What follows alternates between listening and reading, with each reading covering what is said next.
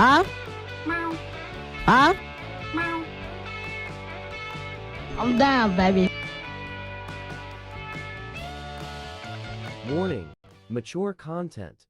The following stream contains content that may not be suitable for all audiences, including mature themes, strong language, and potentially sensitive material. Viewer discretion is advised.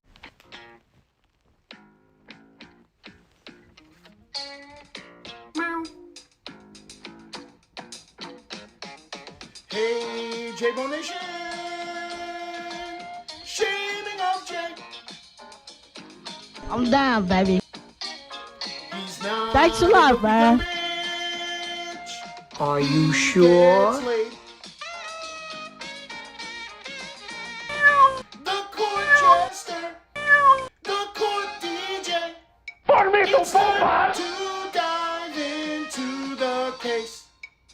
To the case. What is up, everybody?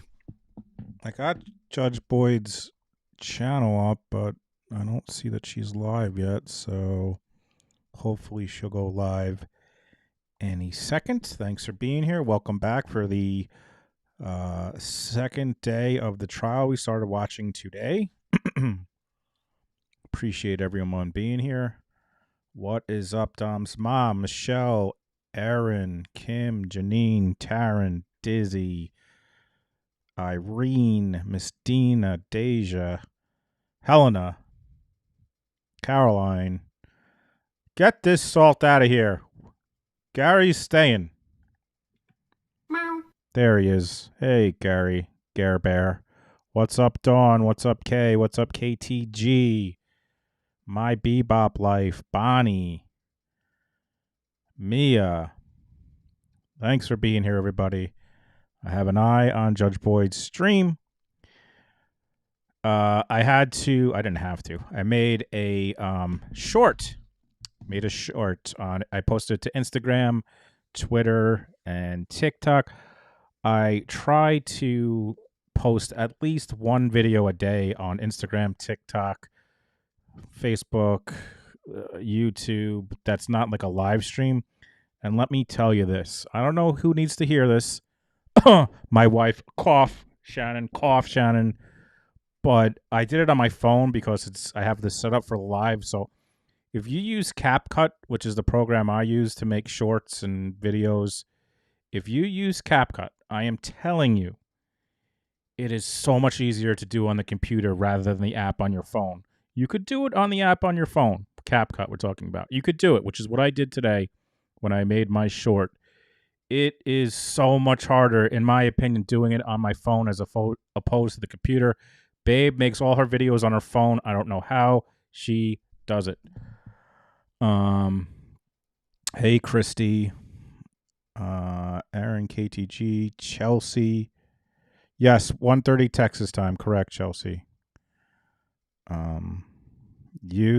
Learn the Force. Learn the desktop version. All right. What else? Oh, and by the way, she is amazing. Hey, Mom. By the way, oh, she's live. All right, hold on. Whoops. All right, we just have about to start. What was I going to say? What's up, MJ? You do it on your phone? I'm telling you, Aaron, try it on your computer, but maybe, I don't know. What's up, Renee, MJ? So anyway, the short that I made, it was about the Young Thug trial. If you missed it, there was a big, before they went on like a break and they made a motion, before they got a new judge, it was a big deal that the defense found out that the judge, Glanville, had an ex parte meeting with the state and a witness. And the defense lost their mind. When they found out about this, Attorney Steele got sent into jail because he wouldn't tell the judge who told him about the meeting.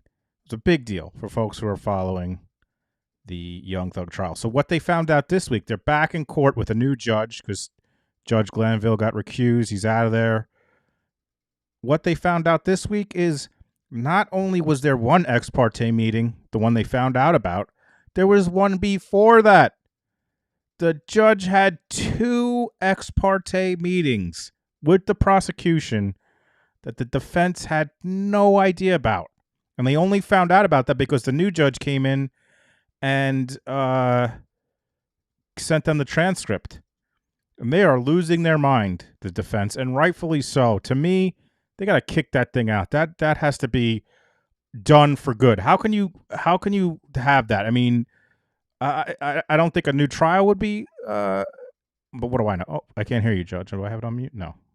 Hopefully it's not me. Oh, this is not the same dude, obviously. Looks like they're having a little hearing here before the trial starts again. Defendant's probably like, I hope that's not going to be me. Why? Is this me? I don't hear anything.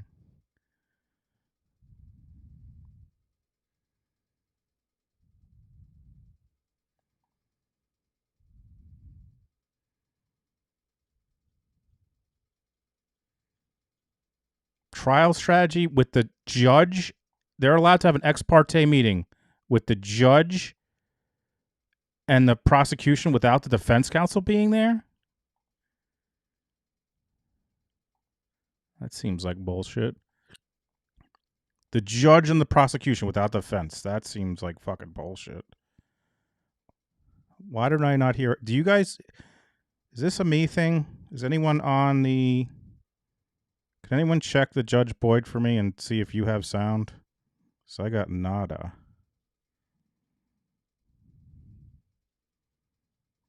I guess I could check on my phone.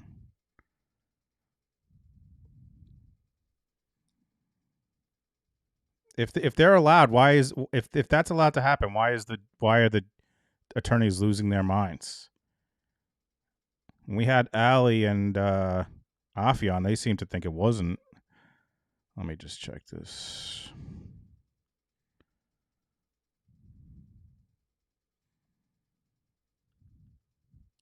Okay, this is not a me thing. There is no sound. Thank you, Helena. Thank you, guys. Thank you. All right, I feel better. It's not a me thing.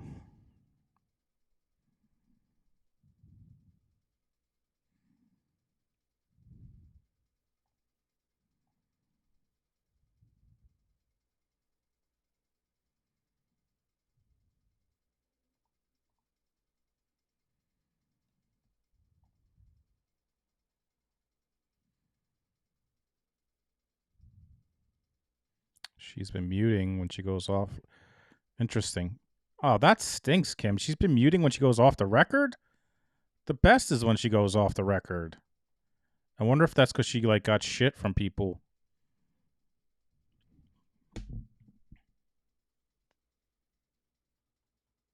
I know she's gotten shit for oh. Because I'm going to bunk with you, buddy.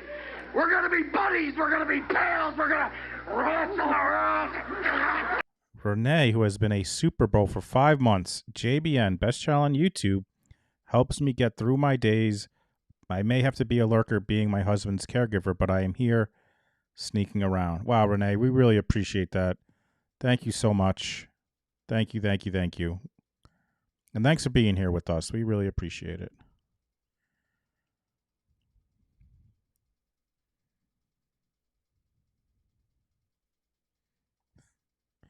Yeah, I have to click on some channels and there's an option. I get that too, Haven. When YouTube tells you people you would like, and if it's a person I wouldn't like, there's an option to recommend them not show that person to you again. And I've done that quite a few times. I'm sure people have done that with me quite a few times. This is dumb.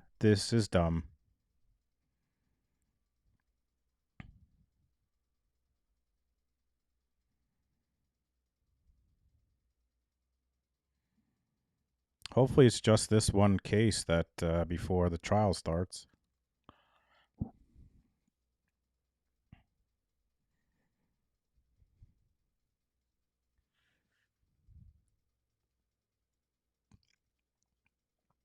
Smart move, Christine. Smart move.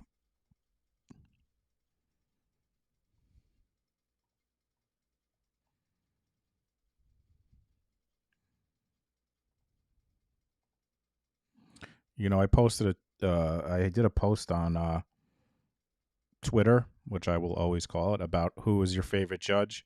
And I said Judge Newman's my favorite. People coming at me that Judge Newman isn't the best, and I want to be like, don't come at me with that bullshit. Don't try to come at with me with any sort of bullshit that Judge Newman is not the best. Just don't even try it. Don't come at me. You can like other judges, and you may not think Judge Newman is the best. That's okay, but don't come at with me. Don't come at me like he's a bad judge. You've lost your fucking mind if you think that.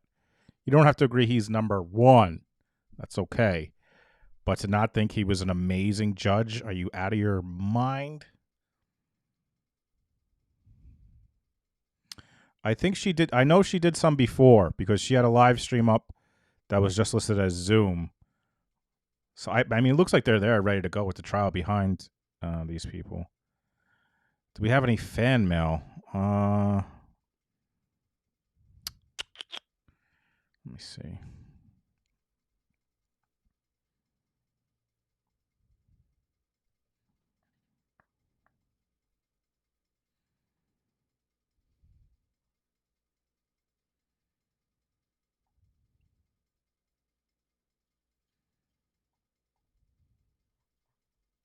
I think the one I shared today from George was the last one about my dumb channel.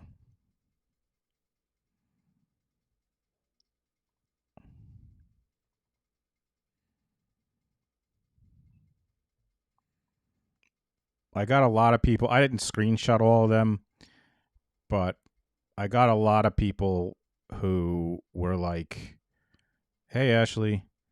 A lot of people in my comments on YouTube and on Twitter with like, I told you so's about the Ashley Benefield case. A lot of like, told you, she faked it. I'm like, all right, I was wrong. I thought it was reasonable doubt.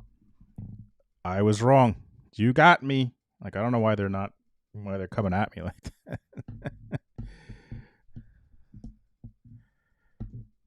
I understand the other I appreciate that's fine. Everyone had their opinions.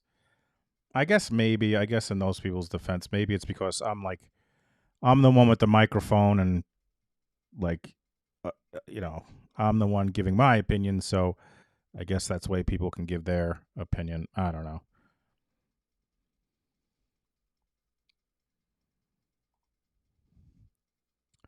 I like Judge Randolph in the Traconis case. I liked him. He just got a little long-winded, and he was a little like, he would be like, so we have the case law,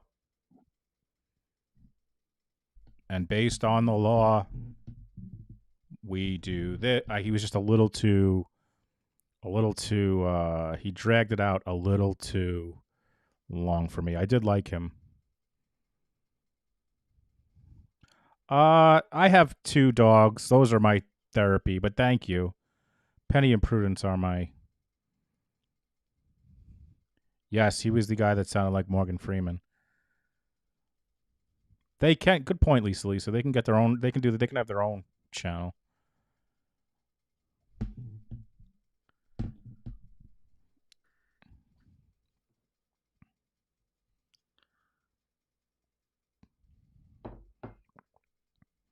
Let's wrap this up. Got arrested. Oh! But they're holding my job. All right. So do not contact her.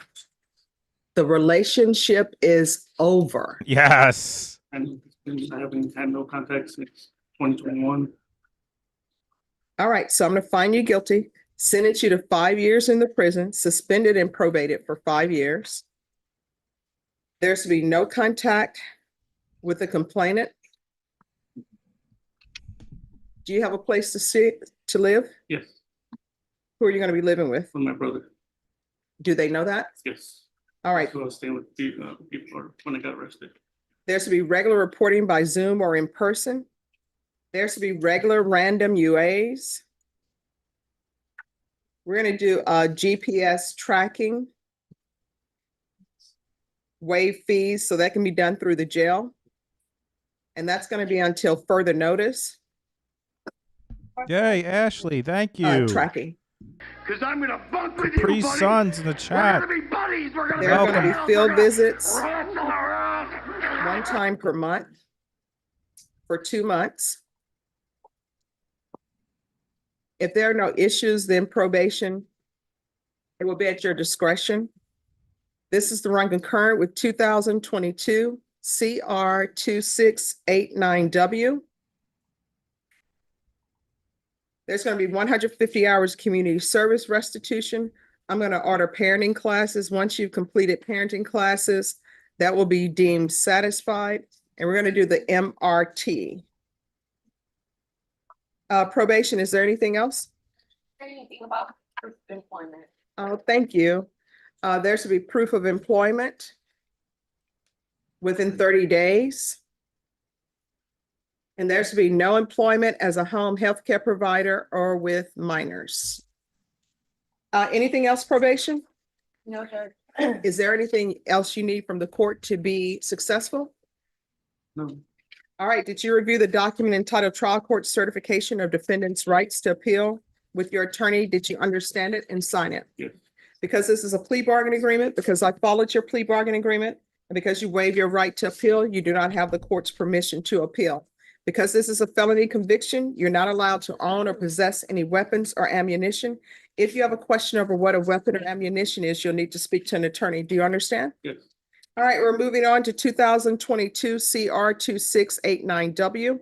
Did you review that document entitled Motion to Enter Adjudication of Guilt and Revoke Community Supervision with your attorney? Did you understand it? Yes. Are you the same Julian Rodriguez, who was placed on deferred adjudication in 2022 CR 2689W for the offense of possession of a controlled substance, penalty group 1, 1 to 4 grams on March 22nd, 2022 for a period of 2 years? Is that you? Yes. State? Your Honor. 10 seconds of the court's time.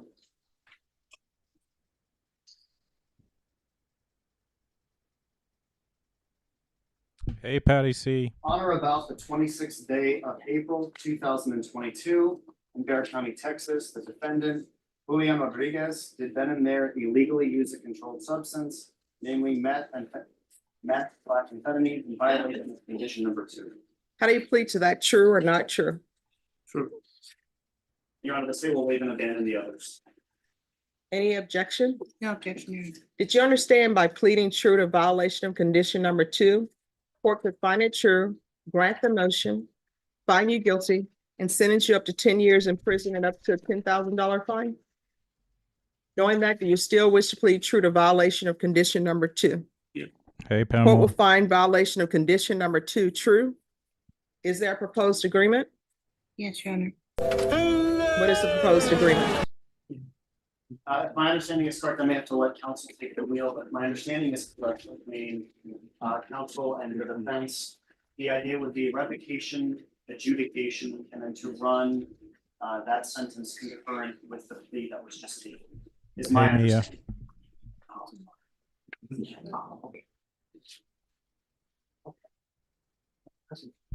Hey, Morgan. 5 over 5 running part in both cases. Zero tolerance. Tap about. All right, this is what the court is going to do. The court is going to grant the motion, find you guilty, sentence you to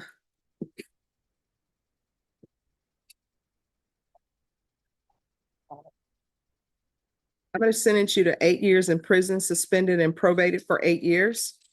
This is going to run concurrent with 2021 CR 5165. And I'm reading the court summary, and in the court summary, it Hey, says Patty. that your brother said that you were no longer living at his address. Here's the thing.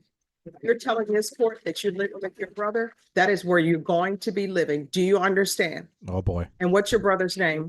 The address. What is your brother's name? All right, then why do they have your brother's That's name in my- here as Michael? That's my other brother that I was staying with. You're gonna tell probation which brother you're gonna be living with. You're gonna be staying with that brother. Do you understand? Yes. Oh, boy. I'm scared. So for it's this gonna be guy. 8 years in prison, suspended and probated for 8 years. Proof of employment within 30 days, no employment as a home health care provider or with minors, regular reporting by Zoom or in person, regular random UAs, and probation. Do we need an updated TAP evaluation? Connor, I'm sorry. I'm a little conflicted with this whole process right now. Mr. Rodriguez informed us that he hadn't been reporting because he kind of fell back into drugs and so forth. And that wasn't brought up on the other case. And there needs to be some type of TAP evaluation, court evaluation. I know that we didn't move forward, or the state didn't move forward with the non-reporting, but he in essence only reported one time. And then he did not report after that. So I believe the TAP evaluation, felony drug court evaluation, all of that should be done in custody. Oh, no, it's going to be done in custody. And honestly, you should be revoked. Oh, shit. You understand? Uh-oh. So it's going to be a TAP evaluation in custody. And he's going to follow all TAP recommendations. And there's not going to be a referral to felony drug court because there's no room for him at felony drug court. So if TAP evaluation says inpatient treatment, you're going inpatient. Do you understand? And you are going to tell probation who you're going to be living with, and that's the person you're going to be living with. Nobody's playing games with you. Do you understand? So there'll be a TAP evaluation in custody. And on this case, I need a trial courts. I do have the trial court certification. So there's going to be a TAP evaluation in custody, follow all recommendations. And instead of regular random UAs upon release, I'm going to want the UA hotline until further notice.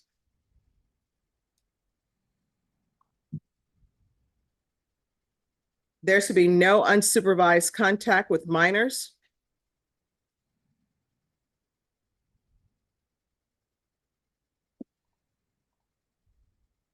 $120 hours of community service restitution. And in that cause number, he's going to have to do the restitution hours. Probation, is there anything else? And I'm sorry, on that case, field visits until further notice. No, Judge. All right, did you review the document entitled Trial Court Certification of Defendant's Rights to Appeal with your attorney? Did you understand it and sign it? All right, you have a limited right to appeal. That right to appeal is as it relates to the allegations in the motion, not the fact that you were on community supervision. Do you understand? Yes. All right, good luck to you. Men, sir. You got lucky, Brotato Chip. You got lucky, Brochacho. If you guys missed it, if you guys weren't following the channel when what's going on? One of the wildest things that Judge Boyd did, not wild, amazing. There was a case, you guys correct me if I'm wrong, people that watched the case with me. There was a dude, and I believe he got in trouble for issues with a minor. And he was guilty. His fiance or his girlfriend was in the gallery. And she's like, and the fiance knew about the issues that the guy had with, I'm pretty sure it was a minor. I can't remember for sure. Judge Boyd goes, is this woman here the fiance? Court is calling. Wait, hold on. 2022. Pause this real quick. The judge goes, is that the fiance in the courtroom? And she's like, yes. And Judge Boyd is like, you guys are no longer together. You're not allowed to be together. You're broken up. You're not allowed. Like she broke them up. She told them you can no longer be together. It was the wildest thing. 2 CR 11862, State of Texas versus Alexander Castro. Can I have parties announced for the record for the state? Back to trial. Defense. Gary Hillier and adjustment agreed with the defense. And are you Mr. Castro? Yes, ma'am. And are both parties ready to proceed? Stage ready, Judge. Yes, Just one brief issue about defense one. Can I Yes. Judge, we recall, and I've shown this today, we'd entered defense one as a placeholder, Your Honor, because and so you're just asking to substitute. I am judge. It's substituted. But I do have to approach the court, Judge, because the one that I brought today has all 8 pages, and the one yesterday only had 5. And before I All right, take 3 then pages so off it, I want your talk to the state, see if they have any objection to removing the 3 pages, and then we'll go from there. Thank you, Judge. I wanted to ask you, I didn't want to do it without. Okay, all right, And Judge, no objection from the city. I'll make sure they see me do it. okay, all right, thank Your Honor, we do have an issue, that I wanted to report out, and because it relates to, defensive strategy, I'd like to do it ex parte. Does that need to be done now? Ex parte. No. All but right, I just want to I wanted you to know we're thinking about it, Judge, and not gonna do okay, it later on, but. all right, thank you. All right, state, do you have your witness? And is the jury lined up? Let's bring the jury, mofos. You will bring the jury. The cone, it's a cone. Hey, Bo, what's this I'm hearing about what you're saying? I No, thought go we ahead were and friends. print. You're fine. I have read 0 pages of the book so far. I gotta start reading it.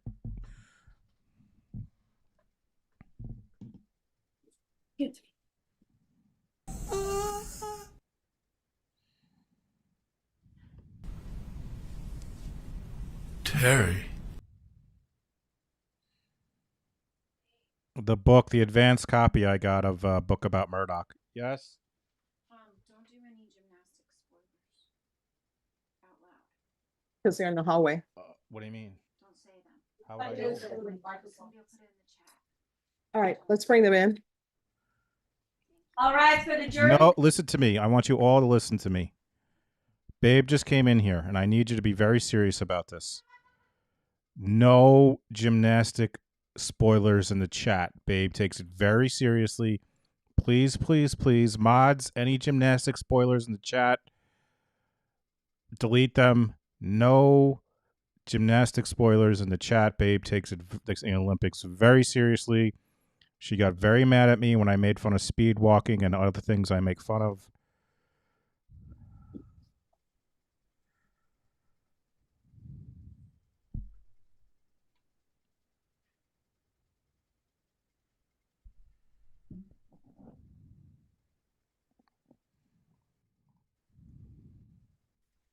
Directing the witness. I guess, Judge.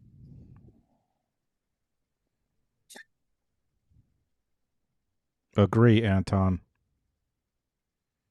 Mr. Rodriguez. The I last saw. thing that I think that you had mentioned yesterday is that you and your wife had been driving north on 281 when she had to call 911. Do you remember that? Yes. And why did she have to call 911? I was driving, so I told her to call 911. Well, what made you, while you were driving, what made you think I have to call 911?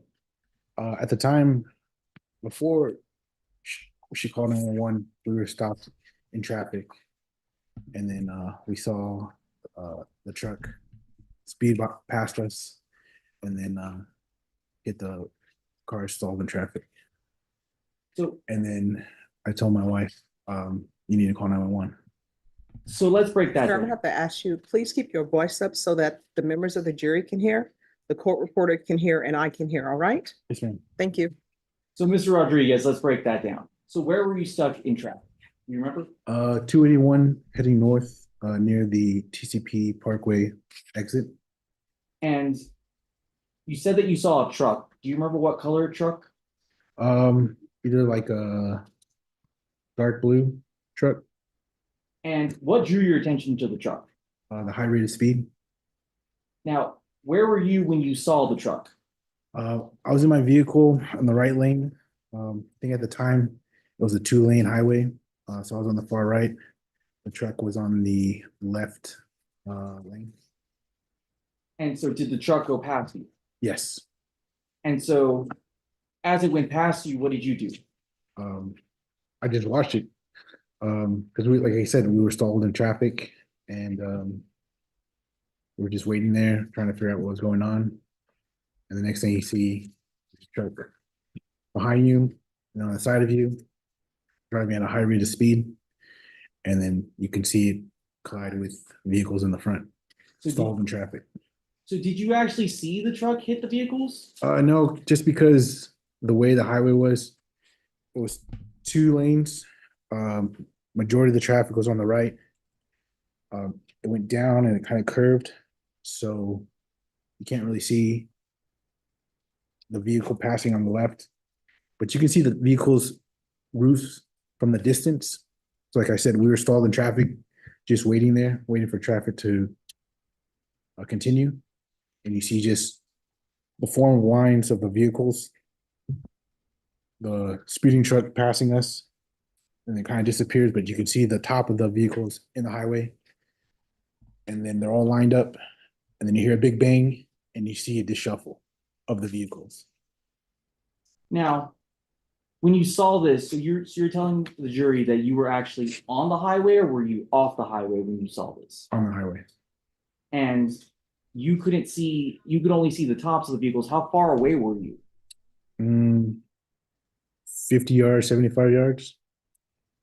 And just point out to the jury, where generally were you seeing it? Was it up ahead? Was it up here? Where exactly? Yeah, in the front of you, right in front. Like I said, we're on a two-lane highway. You see the trucks.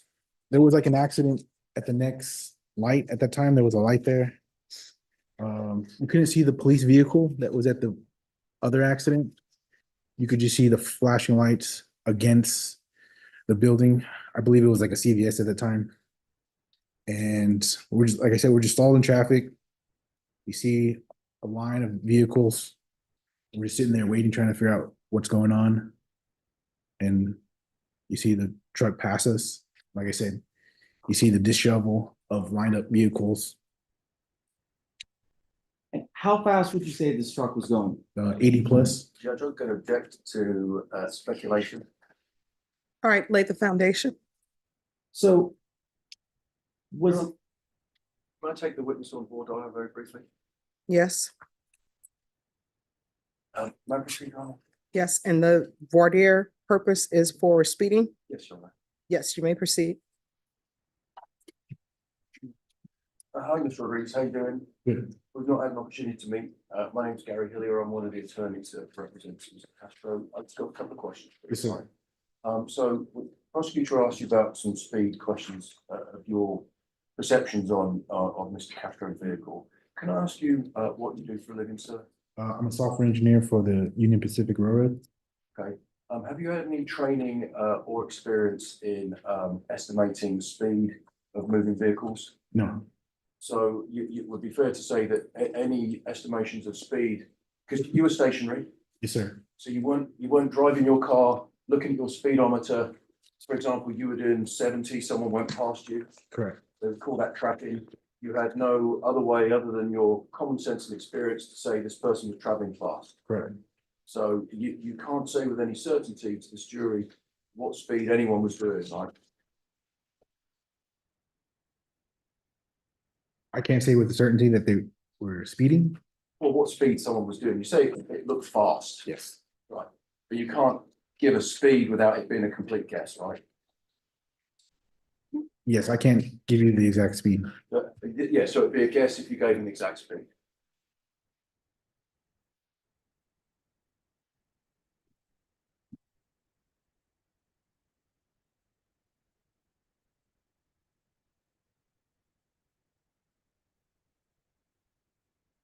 Sorry, what was the question? I can't remember. I think I said it would be a guess. If you would, based on your training experience, if you were to give a speed number to the vehicle that you're discussing, it would be just a guess. Yes. Thank you. Thank you, Judge. I'm class witness. All right, state. What made you call 911? The high rate of speed and the sound of the collision and like the disheveling of the vehicles. If you didn't see the vehicles dishevel, you think it'd be just like a fender bender. Like I said, there was already either a police officer or fire or EMS, maybe 200 yards in front of us. So there's already someone there. But like I said, I saw the high rate of speed. I heard the loud collision and then the disheveling of the vehicles. And then knew it was an accident. And I told my wife, you need to call 911. It was an accident.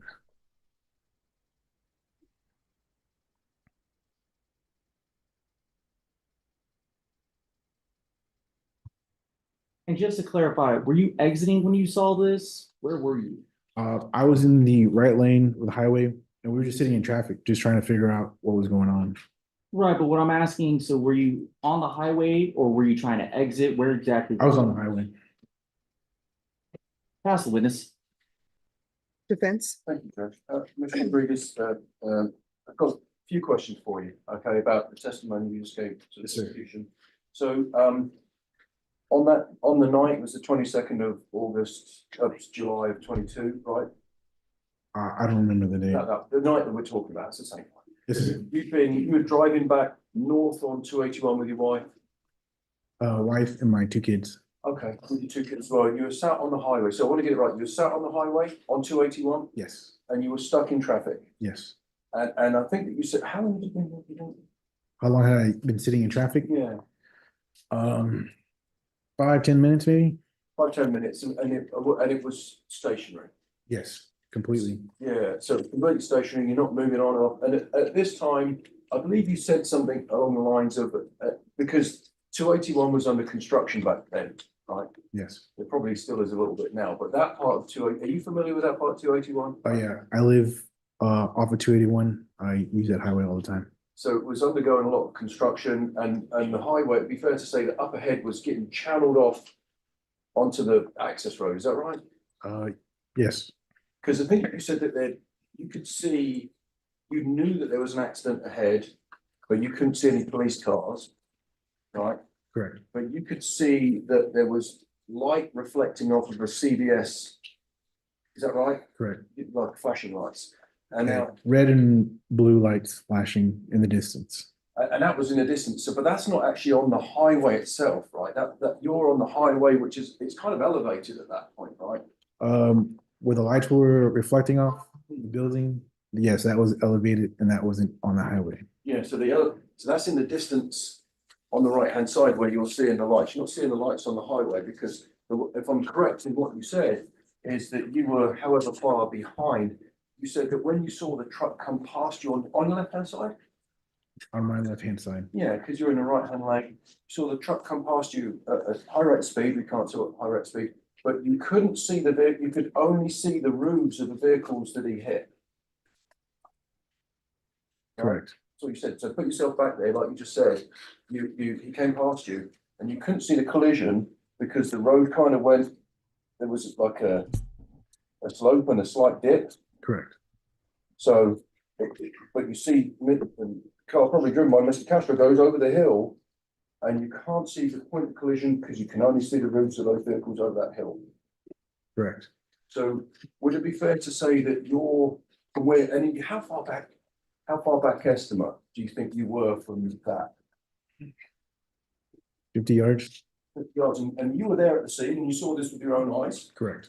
but from the point of impact was slightly over the crest.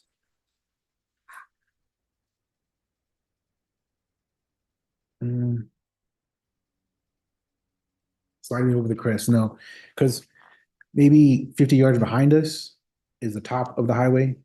So behind us, you're at the peak of 281, and then you're coming down. And then from 50 yards behind us towards the intersection where the CVS was, it's all going downhill. But wait, but I'm just trying to cut the testimony, and I'm not. Yes, sir. That you said, because you said earlier you could only see the roofs of the vehicles Correct. that you hit. You didn't see the impact. You just saw the roofs of them and then the vehicles moving. Correct. Thanks. I've got no further questions. Just pass with this. Nothing from the state. All right, is this witness excused or subject for recall? excused. Yeah, we got no objection to that. No, All right, the rule has been invoked. That means you're not allowed to discuss your testimony with anyone. The only persons you're allowed to speak to are attorneys for the state or the defense. Do you understand? All right, you may step down. State, call your next witness. Calls Dora Rodriguez. By the way, another thing, I know she says to the jury, don't talk to your, don't think about it. Another thing, if I was a witness and she was like, don't talk to anyone about this, I'd be like, you better damn sure I'm telling my wife about this. Right, We would you will be raise your right hand chatting for me, about this please? the rest Do of you the solemnly evening. swear or affirm the testimony you give will be the and maybe truth and nothing but tomorrow. the truth, so help you God? I do. All right, you can lower your hand. Make sure you keep your voice up I so wonder that if this everyone is, can is hear. this guy's And if you'll wife? state your name for the record. Dora Rodriguez. All right, Yeah, I think state. it's that dude's wife, right? Mrs. Rodriguez, I'm gonna get right into it. She Have made the you- 911 call. I'm gonna approach with what's been marked as State's Exhibit number 81. Have you listened to the CD? Yes. And how do you know you listened to it? You played it? Or Yeah, if I was in a trial and I was a witness and I didn't talk to Sharon about it, she'd put me in the dungeon again. Did you ever mark the CD? yes, I signed it. And is the audio call that's on the CD, is it a true and accurate depiction of the 911 call you made while you and your husband were driving on 281? Yes. Has it been altered in any way? No. Your Honor, State would offer State's Exhibit number 81. Objection. Yeah, All exactly, right, state's Brett. exhibit number 81 is admitted without objection. Exactly. So in the world that, these two can't talk to each other, once these two leave the trial, they're not allowed to talk to each other about what went on today. Yeah, right. Permission to publish, Judge? Granted. I'd be like, cuff me now. Me and Babe both testify in the trial. We leave. We can't talk about it. I tell her to lock me up. Put me in the clink. I'm going to think about it, and I'm going to talk about it. Guess who's going to jail tonight? Me.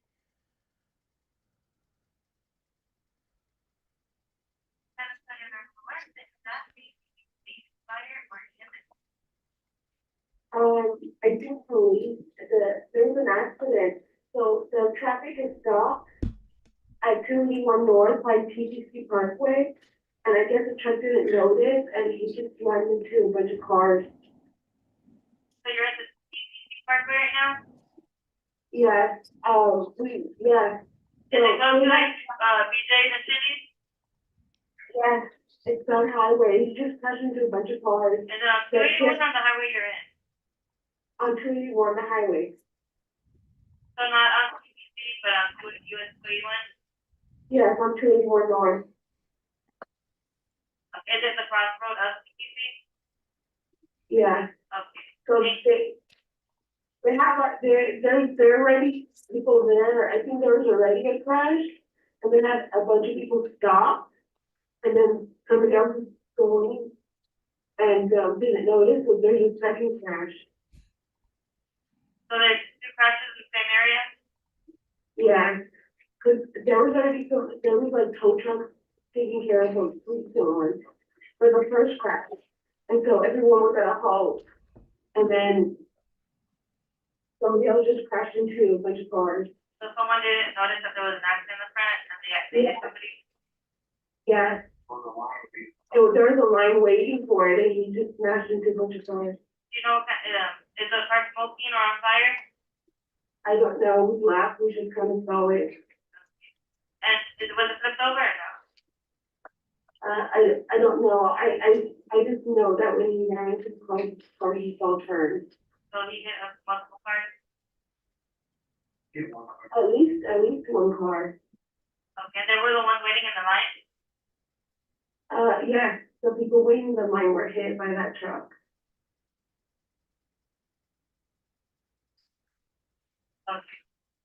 All right, I'll let officers know. Do you want to be contacted officers? No. Okay, I'll let them know now. Okay, thank you. Yeah. Ask the witness. Yes. What is he possibly? Hello. How you doing? Nice to meet you. My name's Gary Lee. I've got a couple of questions to ask you about sort of that night. So you were traveling, you're traveling back home via 281, Yes. and you'd been out with your husband and your two children. Right? Yes. And you've actually been asleep in the car, is that right? That's correct. And so would it be correct to say that your husband you were passenger seat, right? Passenger seat. Yes, And your husband was driving, yes, and your husband's Jonathan, yes. and Jonathan kind of woke you up.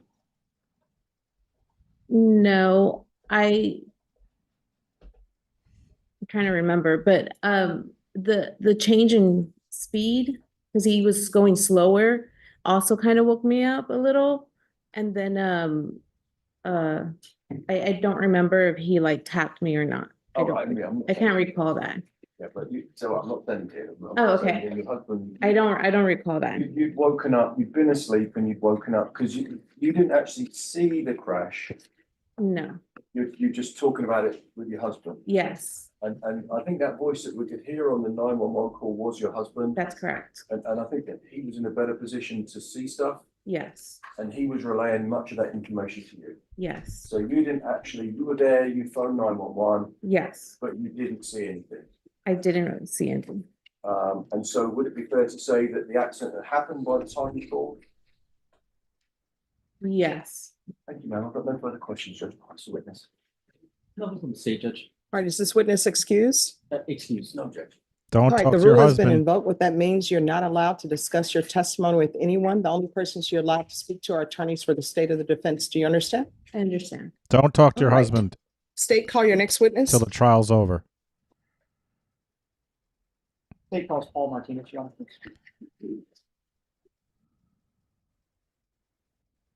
Oh, we got co-counsel handling this witness, Paul Martinez. We are live. Can you raise your right hand for me, please? Do you solemnly swear or affirm the testimony you give will be the truth and nothing but the truth, so help you God? All right, you can lower your hand, have a seat. Please keep your voice up so that members of the jury and the court reporter can hear you. If you'll state your name for the record. Paul Andrew Martinez. Paul Andrew Martinez. All right, state. Thank you, Your Honor. And Mr. Martinez, thank you for coming in today. I'm gonna jump right in. Time is always of essence, right? The fact is on July 22nd, 2022, were you employed at HEB? Yes. And to this day, are you still employed at HEB? Yes. Oh, the truck driver. Just real quick, before we get into trouble, make sure you listen to the end of my question and then answer it, because the court reporter is going to get very upset. Okay. And I'm trying not to upset her, okay? So just make sure I finish and then you can start and I'll make sure I try to do this. This guy's kind of annoying, this prosecutor. Instead of saying jump right in, just ask the fucking question and you've jumped right in, sir. No one's expecting you to have a chat about what happened this morning for breakfast. So you still work at HEB to this day? Yes. And what in 2022 and to this day, what do you do for HEB? Deliver groceries to the stores. And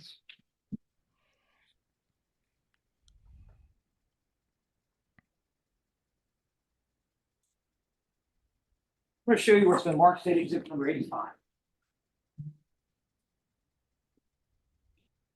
Okay. Whose truck is that? This truck I was driving that night. Oh, yeah, I guess I asked whose truck. It's HEB's truck. Yeah, but yes. You drove it, right? Yes, I It's drove the it. one you drove that night? Yes. And it's a fair and accurate depiction of pretty much the scene that night. Is that right? Yes. In Is fact, HEB your truck like Stop and is at Shop? the spot where it was stopped when the accident happened? Yes. Okay, thank you. Your Honor, at this time, I'd like to enter into evidence state exhibit number I don't have HEB here. 85. I have tendered to the defense friendly objections. Grocery store? Okay. Thought so. objection, Judge. All right, State's Exhibit 85 is admitted without objection. Judge, may I publish it? Yes. Best grocery store ever. Missy Mayhem coming in hot, declaring it the best grocery store ever. Well, let me ask you this, Missy. Have police departments used HEB Now, bags just for looking at evidence? that I truck, don't know. I guess this is what we call an 18-wheeler, is that right? Yes. I guess most people call it that. I mean, what do you call it? Combination. 18-wheeler, most people. All right. So this is the truck you're driving that night, is that right? Yes. And actually, I'm sorry, I'm gonna show you what's been marked state exhibit number 82.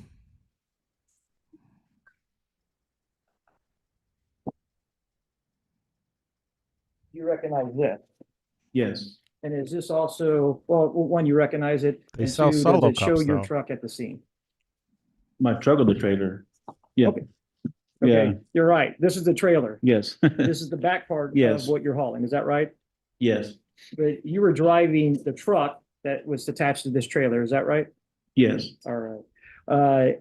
And Your Honor, this time the state would like to enter state exhibit number 82. Objection, Judge. All right, 82 is admitted without objection. Judge, we got our overhead, I think, working. Okay. And let's see if it's actually working. There we go. State exhibit number 82 is up there on the screen. That's what your truck looked like that actual night. Is that right? Yes. With the lights and the writing and everything on there. Is that right? Yes. Wow. And A lot of people loving HEB. Look at this from around a little after Amy. 2 or around 2 a.m. or so, on July 22nd, 2022, when you were driving your truck, what highway were you on? 281 going northbound. Northbound on 281. Do you know across the street that it was at or near? I know it's past that Evans Road where they built that new Via parking. That was on my left hand side. There's a big Via parking Yes. structure there, parking lot where you Yes. park. Okay. Yes. And you were near that, but you were going north on 281. And what brought your truck to a stop? There was an accident ahead of us. A lot of cars Well, were moving. Yeah. Oh, they weren't moving. So yeah. I'll try to make sure I Okay, don't talk as fast as I usually do. Well, let me ask you this. You said there was an accident up ahead. When you first stopped, did you know there was an accident up ahead? I just saw the red and blue lights. Yeah, the cop lights. And did you see anything other than the red and blue lights? For instance, did you see vehicles? Involved in the accident or just No, just in front of me? Yeah. Cars that were stopped because of the accident. We weren't moving. Yeah. And so were there cars in front of you Yes. and were there cars in back of you? Yes. When I came to a complete stop. Yes. And I think you already said this, but I just want to clarify. Were you just driving very slowly, like very slow, or were you at a dead stop? Yeah. Dead stop. And what we're looking at here, state exhibit number 82 and also state exhibit number 85. Is that where your truck was stopped at? No, a little further back. A little We're further back? Yeah. How much further back? About a few cars. 3 cars? A few cars, 4 or 5 cars. Yeah. Well, I'm gonna fast forward a little bit here, but the truck that came to rest next to your vehicle. Mhm. Do you see it in state exhibit number 85? Yes. Can you point it out, please? And you're pointing to the back part of the trailer, behind the trailer, is that right? Yes. And where was that truck when the actual crash ended? Where was that truck at? Where it's at. Yeah. There. Yes. But Once you- it came to a complete stop, he didn't move anymore. It did not move any longer, No. but you stated that your truck moved a little bit. When I saw the truck coming towards me, we're moving where the cars were. I mean, we're turning around the other opposite way. Okay. So okay. Let's talk about your truck. Okay, you can't hear me? All right, so this is what we're gonna do. All right, I need you to keep your voice up. Okay. Because the court reporter can't hear what you're saying. Okay. And I know it's easy that people start getting into a conversational mode, Mhm. but you're gonna have to wait till the question is finished. And the easiest way to know a question is finished, once it's asked, don't answer immediately, just pause a little bit and then answer, okay? All right. All right. What my question was, is that you stated just earlier that your truck moved forward just a little bit. Yes, And this other truck, that's the wrecked truck behind your trailer, it moved away from that truck, is that correct? Let me rephrase, I withdraw that question. okay, Was this truck that was wrecked closer to your tractor trailer? yes, Okay, yes. I think I was just asking some confusing questions for you. Now, when you were at a dead stop, I believe you already stated there's vehicles around you, in front of you, and in back of you. You stated something just earlier that I said we get to that. You stated that something about U-turns or reversing of vehicles. Explain to the jury what you saw that night. A lot of people didn't want to wait, I guess for the accident to clear up, so they started turning around, going the opposite way. And you stated they didn't want to wait. You're guessing at that, is that right? Yes, several cars did that. And why did they not want to? I mean, I'm not asking you what they were thinking, but you're saying they're turning around because of why? I'm thinking because they don't want to wait for the accident to clear, because they were there for a while already. Speaking of, how long had you been there before the actual accident happened behind you? I would say 10, 15, 20 minutes. It's 10, 15, 20 minutes? Yeah. Just, while I was waiting, yes, complete stop. I mean, and now you're guessing 10 to 20 minutes is quite big difference of time, is that right? Yes, So you can't quite remember how long. no. Okay. And so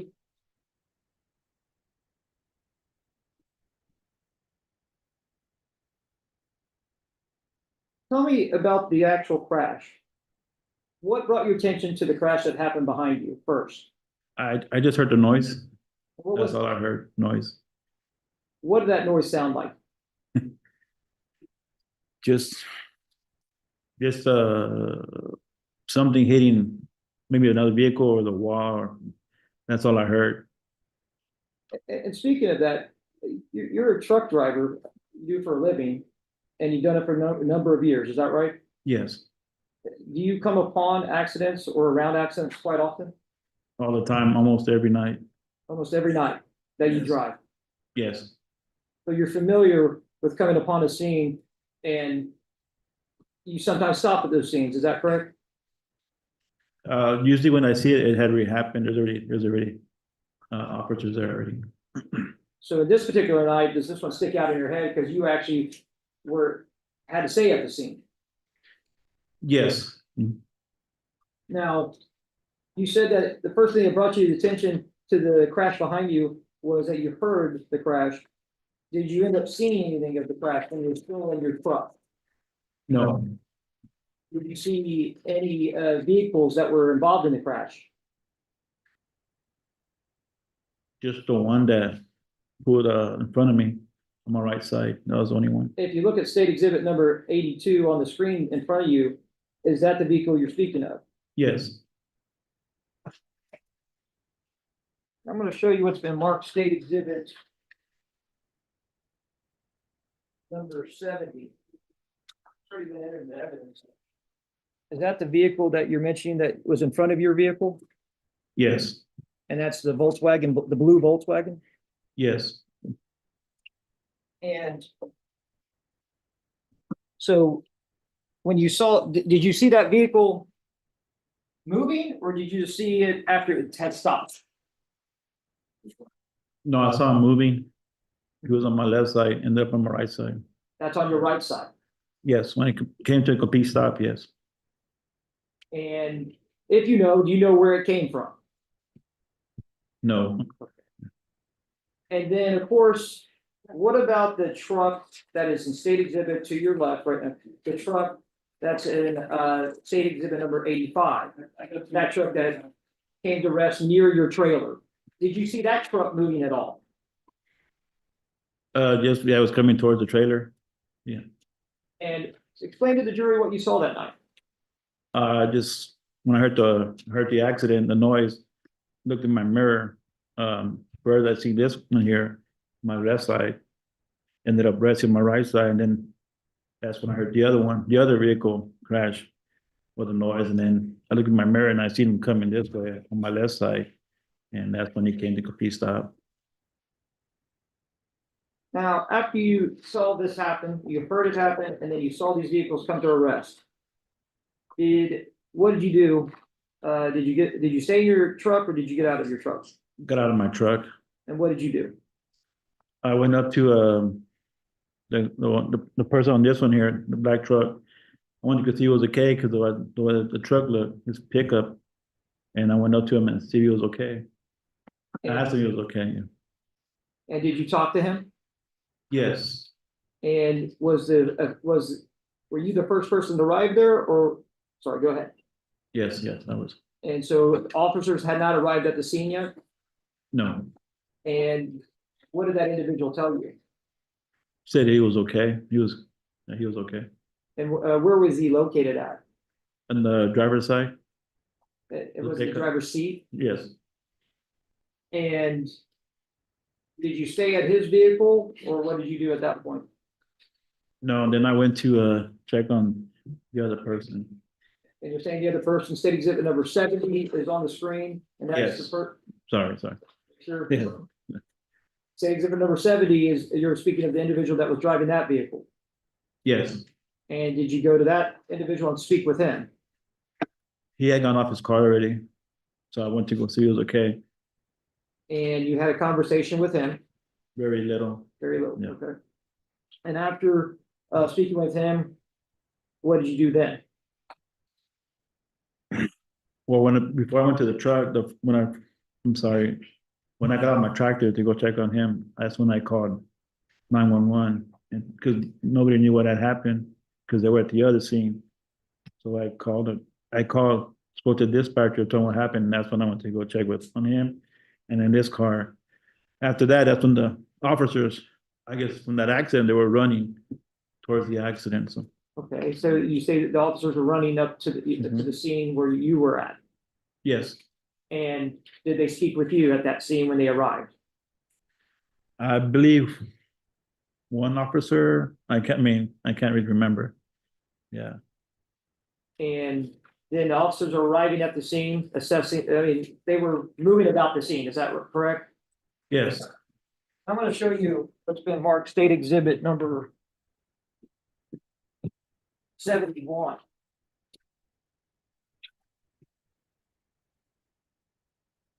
Right here. Did you ever see this vehicle? No. That night, did you ever see that vehicle? No. I'm not asking about if it was during the crash, I'm saying after the crash. No. Do you see this in the background? Yes. Whose truck is that? Yeah. My tractor trailer. Yeah. Okay. So did you ever walk down to this, all the way down to this vehicle? No. Where did you stay at? I was right around here, but no wall on this side. So you stayed up by your tractor trailer, is that correct? You never walked around the area? No. Okay.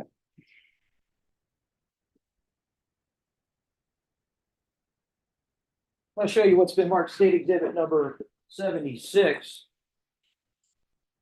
Do you recall seeing this photo? Oh, yes.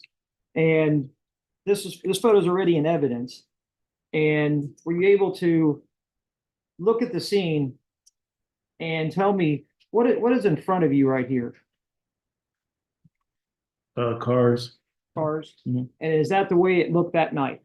Yes. And this is a construction zone, is that right? Yes. And in fact, it says a little sign right here. What does it say right there? 45 miles an hour. And what does it say above it? Work zone. Work zone. Mm-hmm.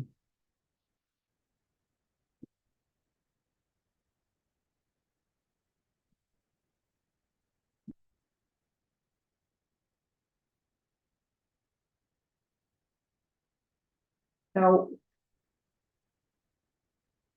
right after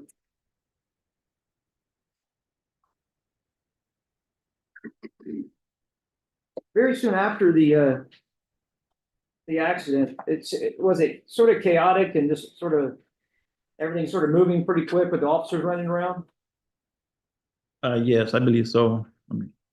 And did you ever speak with the individual that was driving that pickup truck again? Just when I first got off the tractor. And did you ever let that individual borrow anything from you? My cell phone? He borrowed your cell phone? Yes. And did you allow, what do you do with the cell phone? He made a phone call. Do you know who he made a phone call to? I believe to his wife.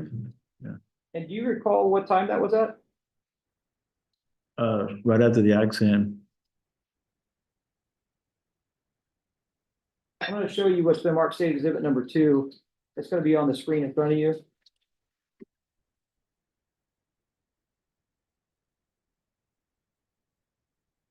We're going to play it at 2:36:17. Okay. So. Yeah, it's a problem. You got another phone? Yeah. You got the license on you?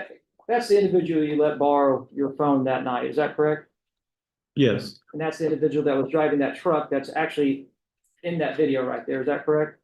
Yes. And can you read the time stamp on there? 2:36. 2:36. And I mean, if I said this accident happened, so there's been some evidence that it happened at 2:21 or after, that would only be about 15 minutes after the actual accident. Is that right? Yes.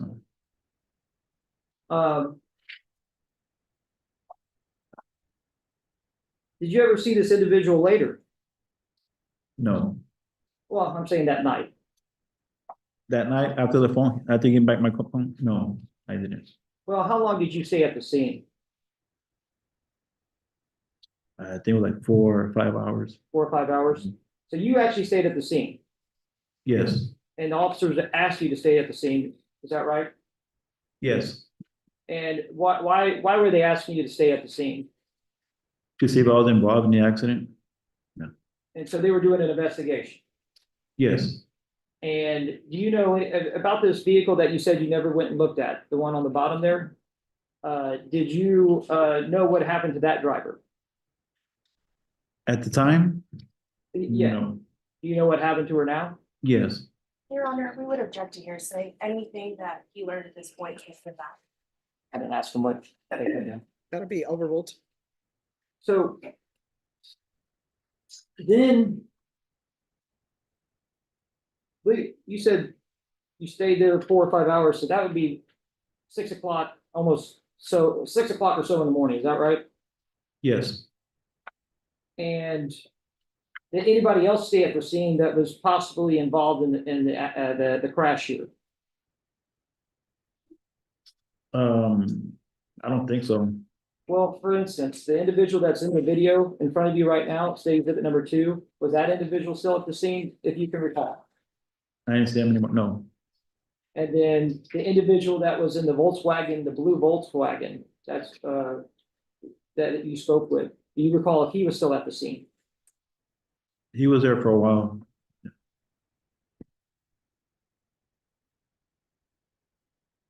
And I want to ask you, after this accident right here, right behind you, did anybody else run into all these parked cars?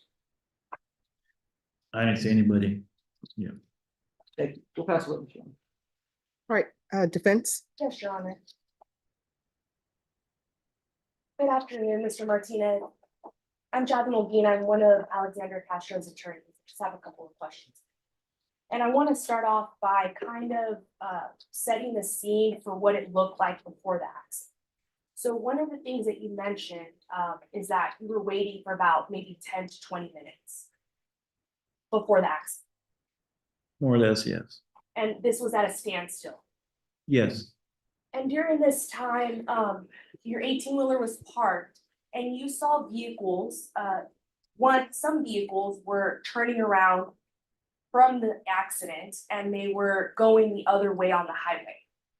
Yes.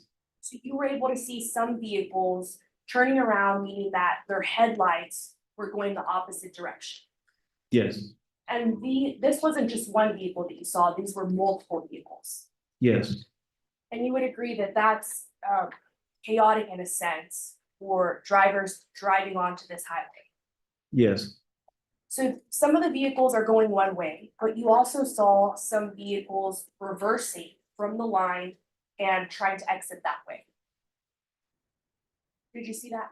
no, I guess, did you see any vehicles that were in line kind of just instead of completely turning their vehicle the other way, they were just reversing to get out? no, You don't remember seeing that? So you don't remember seeing some cars backing up all the way? no, And when you were driving, there was a point where you saw a wrong way driver. You saw their headlights coming towards your vehicle yes, and you started flashing your light at them. yes, And you were afraid of seeing somebody coming head on towards you. yes. And that was a car that wasn't involved in this accident. I don't know what kind of car it was. So you're waiting there, and you don't see that this part of the highway is closed off in any sort of way. It was closed off on the front to get into the highway.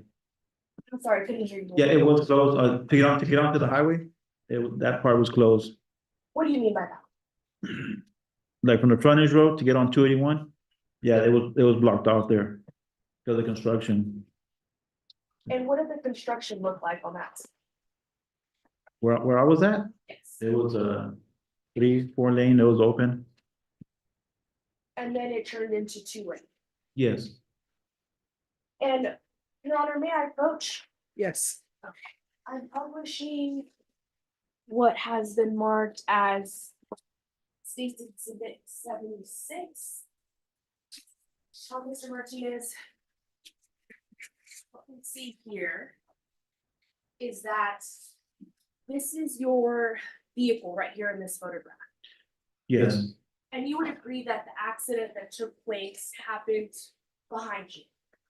yes, And do you know about how far behind you it was? I don't know. So it happened behind you. And as we can see from this photo, can you see it? Yeah, Is that this work zone sign, it says 45 miles per hour, that takes place kind of right where your trailer's at. Oh, where the sign's at? This sign right here that Mhm. was pointed out, that sign is right next to your trailer. Maybe a Yeah, little behind. a little behind, yes, Okay, and that's kind of the warning sign that was given to drivers if there was a work zone up ahead. yes, Putting down State's Exhibit 76.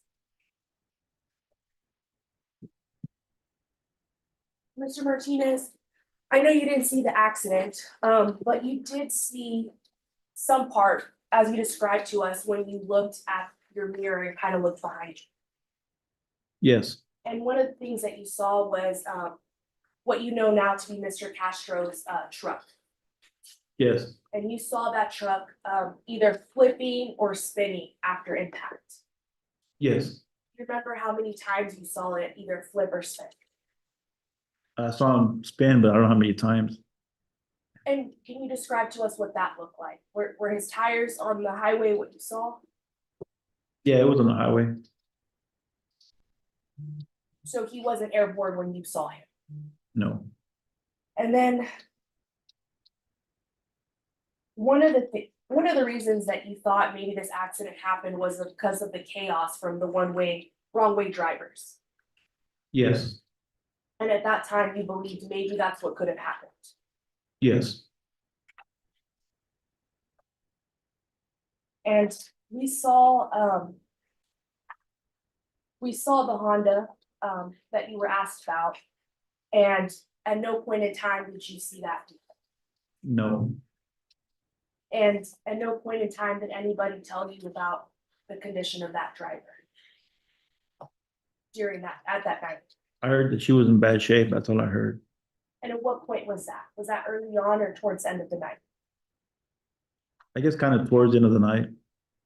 So it'd be fair to say that while you were waiting and while you were talking to officers, you were not aware of what was ongoing. No.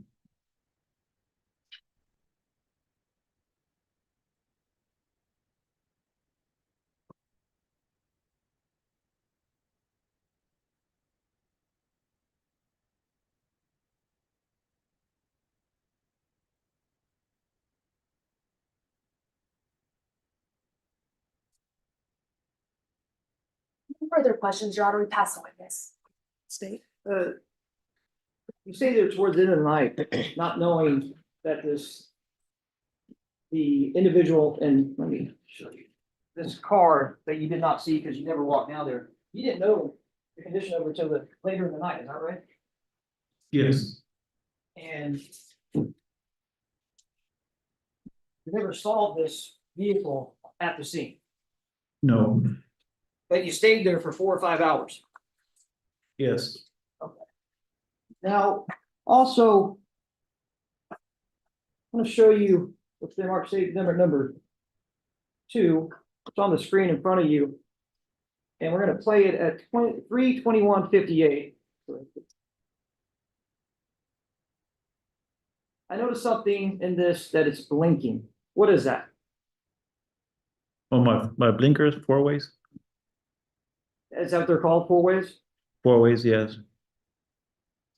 Hazard lights, yeah. I'm sorry. You go. Did you have those on before or after the accident or the crash that happened behind you? Before? So you had all these blinking lights on before that truck crashed out behind you? Yes.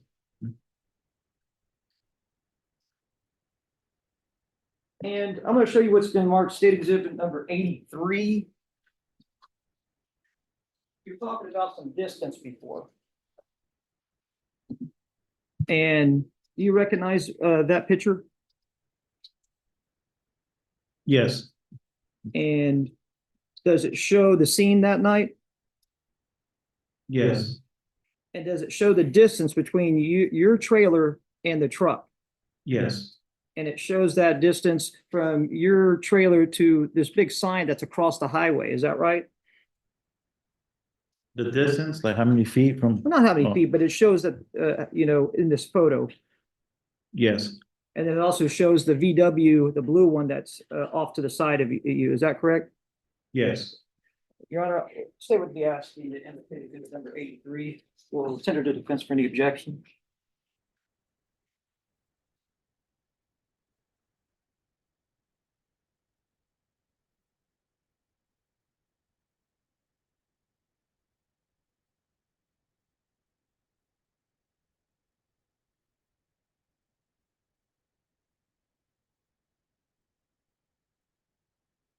Objective cumulative, this is almost identical to the photo that's already been entered. If I could see it, please. Yes, Your Honor.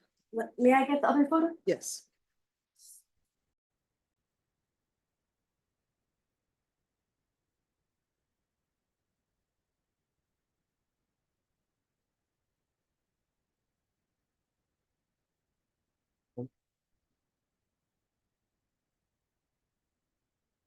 All right. Defense's objection is overruled and states exhibit number 83 will be admitted into evidence. Thank you, Judge. May I publish? Yes. Showing the jury what's been marked state exhibit number 83. So in this picture, it shows, we were talking about that distance that you sort of moved your truck up or truck and trailer up a little bit further after it happened. Is that distance we're speaking of right here? Yes. And then I can see all these lights on your truck. Is that right? Yes. Those are the lights that we saw in that body cam that you said were hazards or 4 ways that were blinking before the crash behind you happened. Is that right? Yes. And also in this picture, you see this shadow here. And you see a pole right here. Can you see that? Yes. Is that the sign here? The defense counsel mentioned in state exhibit number 76. It says 45 miles an hour work zone. That she said it was right next to your trailer. Yes. Okay.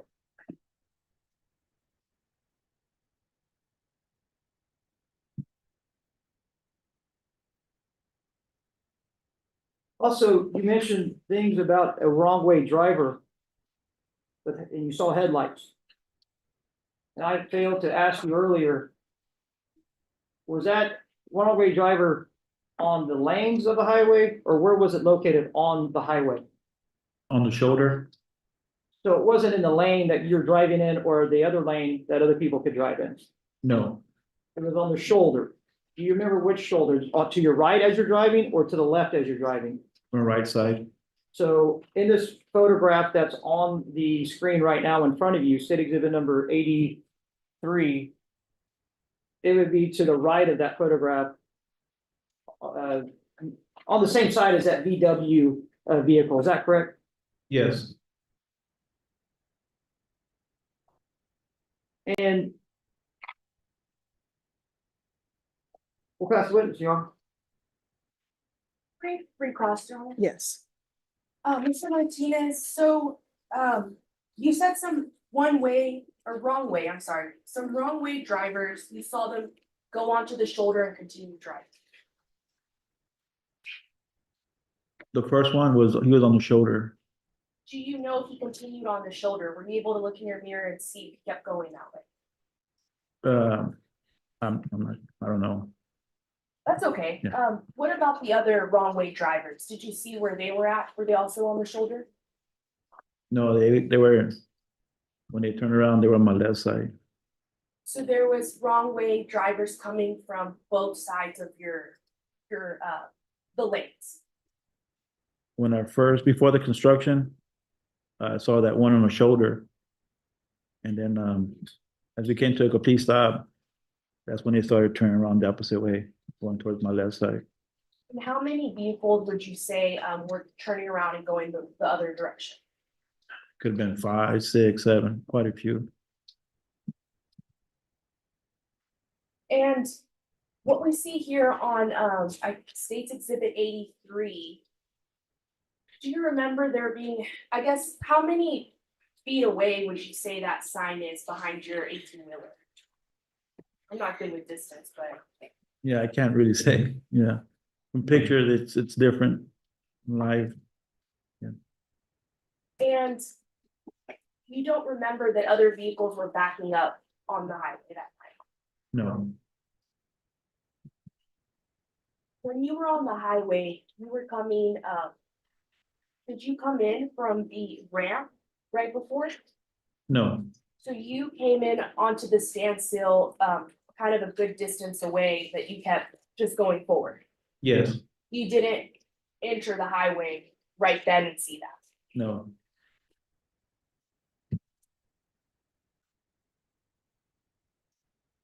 And when you saw everything going on with the accident, or from what you could see, you believe that one of the reasons was because of these wrong way drivers. Yes. No further questions, Your Honor. We pass the witness. No questions for this. All right, is this witness excused or subject for recall? Excuse, Your Honor, please. Excuse, Judge. All right, the rule has been invoked. You're not allowed to discuss your testimony with anyone. The only persons you're allowed to speak to are attorneys for the state of the defense until the case is concluded. Do you understand? Yes. All right, you may step down. Thank you. Thank you. State, who's your next witness? Peter Stefano. All right, how long do you anticipate? He's a lane witness, Your Honor. All right, let's bring in the next witness. Go deliver more And groceries then, ladies to and gentlemen, after this witness, I'll give you a brief break. Are you okay to continue? Okay. the greatest food store in Texas, according to some people in the chat. We know her because we used to watch her docket every day, and me and Shannon interviewed her, and she's just simply amazing, Judge Boyd. She also she goes viral on a lot of channels because she Would you raise takes your right no hand for me, shit, please? and Do she you gives solemnly life swear and affirm advice, the and she's testimony you give awesome. will be the truth and nothing but the truth, so help you God? All right, you can have a seat. I'm gonna need you to make sure that A you lay, keep a your lay voice up. witness. So project so that the jurors can hear and the court reporter can hear. If you'll state your name for the record. He's a lay witness, not in the way your mom is a lay witness. Kurt. Peter Stefanoff. All right, just a little bit louder for me. Peter Stefanoff. Great. All right, state your witness. Thank you. Stefanoff, is that how you say your last name? Yes, sir. Okay, that's up your name, I know that. I'm just gonna see here. Yeah, there we go. This is the I just want to make sure that everybody is able to hear you. This is this. Okay, this is the one. This is that one right there, Okay. okay. All right, sir. Thank you for coming in today. I'm gonna go ahead and ask you some questions because we've met before, is that correct? Yes, sir. And we had you come into the office to speak about a crash that actually you were involved in back on July 22nd, 2022. Do you recall that? Yes, I do. And so I want to talk about that crash today. And first, I'm going to show you on the screen in front of you to your right, state exhibit number 68. Do you remember that vehicle? Yeah, I do. And whose vehicle was that? It's my Vic. It looks like in pretty good condition right there. Is that right? Yes. I'm going to show you state exhibit number 69. Nice. Is that same vehicle? Yes, sir. And then state exhibit number 70. Is that Not same nice. vehicle? Yes, sir. So were you the only individual in that vehicle at the time? Yes. And will you tell the jury, where were you coming from that night? I was coming back home from work. So everybody sort of knows, it's been evidenced already that this is a little after 2 o'clock in the morning. So what time do you get off work? I clocked out at 2 o'clock, took Wurzbach, then 281 North. So it will take me about 25 minutes to be home. So you sort of work a night shift, and where do you work at? Yeah, that's what I do. I'm with the post office and I work at the plant at Perrin Vital. So you deal with sorting mail, is that correct? That's what we do there, yeah. Thank you. So where were you headed that night? I was heading home. And do you recall what road is that you were headed down? That's 281 North, And somewhere around it's an overpass Stone Oak Parkway. And when you were driving down the road, did you notice anything? Well, at some point, I noticed that there was a line forming up ahead of me for about half a mile, probably.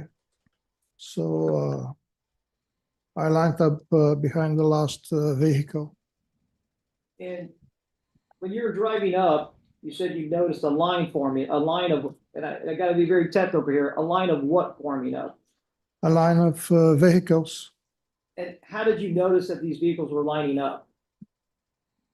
They stopped and they had the last vehicle. It was a truck, 18-wheeler, had its emergency blinkers on. Babe. And I want to show you another Did you feed the poster to friends? your left now. State exhibit number 70.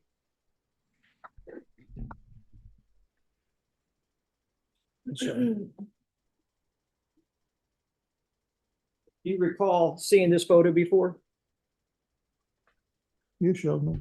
Okay. Nice work, And Natasha. you said Thank about an HEB truck, is that correct? The 18-wheeler? 18-wheeler, yeah. And the vehicle behind that 18-wheeler, was that your vehicle? I cannot confirm. It looks like, but I'm not used to look at the back of my vehicle. So You're not used it might be. It could be. Let me ask you this.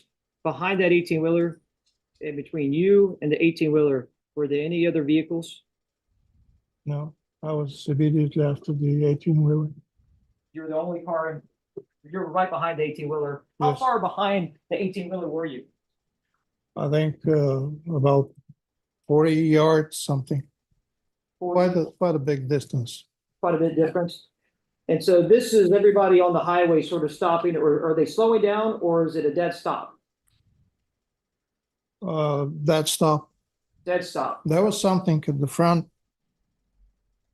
I didn't know what exactly, whether that was another accident or some construction going on.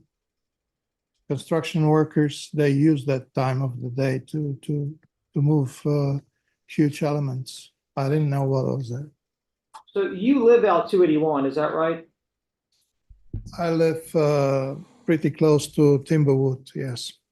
And so you're used to traveling, or you used to travel this 281 quite often, is that right? Welcome, Wendy. That was my first-time viewer. normal route. Welcome. Not anymore. Not anymore. Is it because of this night? Yes, sir. But before this night happened, you actually used to travel it quite often. Every night. And you mentioned construction. At that time, out on 281, was it under construction?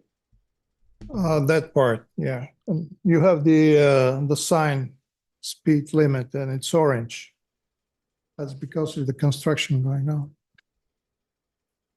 Now, when you stopped behind this 18-wheeler, you mentioned that it had its lights on. Is that right? Yes, sir.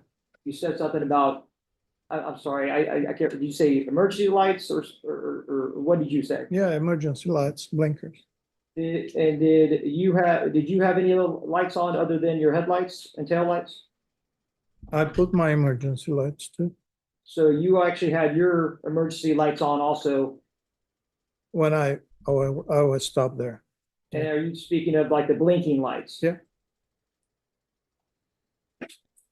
And when you're waiting there in line at a dead stop, how long do you think you were waiting before your vehicle ended up like what we see in state exhibit number 70 when something hit you? How long do you think you were waiting there?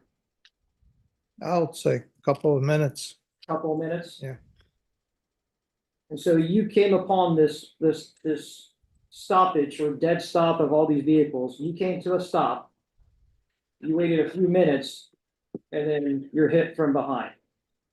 No, I heard a noise. Okay. Tell the jury what you heard. I heard some kind of a noise. I cannot describe exactly, but it's kind of a compressed air or something. And I looked at the rear view and I saw a huge truck literally flying sideways. Wow. And you saw this truck coming towards you, flying. You said like flying. Yeah. No, it's airborne. It's Airborne. airborne, yeah. Wow. And then what happened next? And then the next thing I remember, my mouth was full with glass. Oh shit. It's kind of powder, not that, but glass. I could feel it. And I got out of the car and called 911 immediately. And airbags on your side and everything. You're talking about, did your airbags go off in your vehicle? Those on the side, I guess some at the back, because it's a huge car. It has 3 rows. The third row was not deployed, of course, but it's a pretty long car, and I guess the back airbag was also deployed.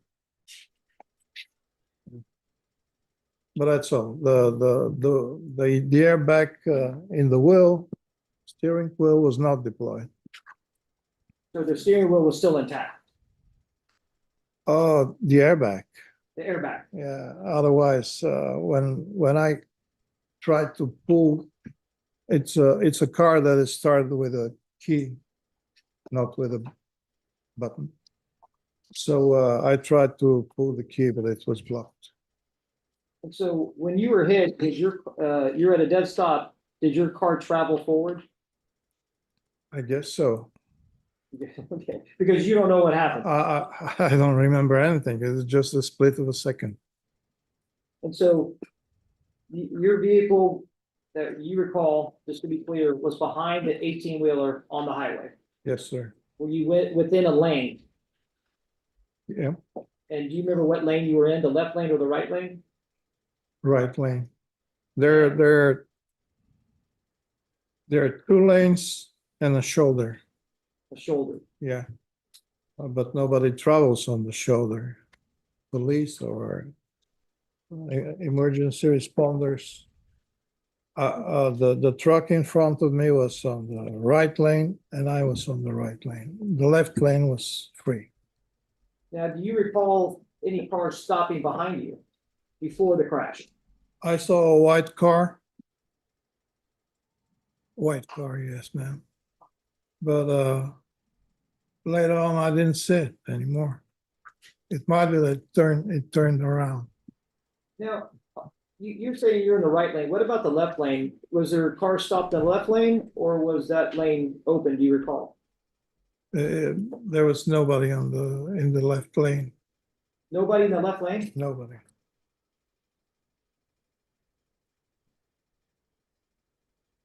And at the time of the crash, there was nobody in the left lane? Nope.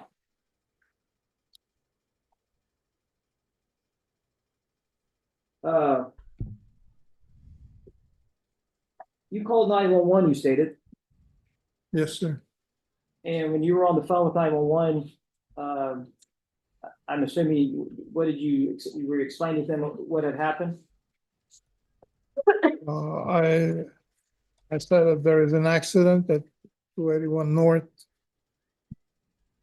And I asked for help because I was frightened. And I didn't know what my state was exactly, because I have heard of situations when your artery is punctured or fractured. You get out of the car, you sit on the side, and then you collapse and you're gone. So I asked for help. so were you in fear for your physical safety Yes, sir. because of this crash? Yeah. And when you were on that phone with 911, did officers respond? I mean, on the other side of the 911? No, I'm sorry. Bad question. I apologize. Did Yeah, dude, your officers questions actually suck. physically arrive at the scene? Pretty fast. Pretty fast? Pretty fast, yeah. And did those officers speak with you? Yes, sir. When you say officers, you mean police officers. Yes, sir, I do. Police officers, yes, sir. Yeah, because the first responders, the fire brigade, they came 2 hours later, They came later. a lot later. But I guess the police officers, one of their tasks was to identify my state, and probably they thought I can wait. And speaking of waiting, for when the crash happened until you left the scene, do you recall how long it was, roughly? 2.5 hours. Well, this crash happened around 2:20 a.m. No, 2:15. 2:50, sorry, okay, 2:15.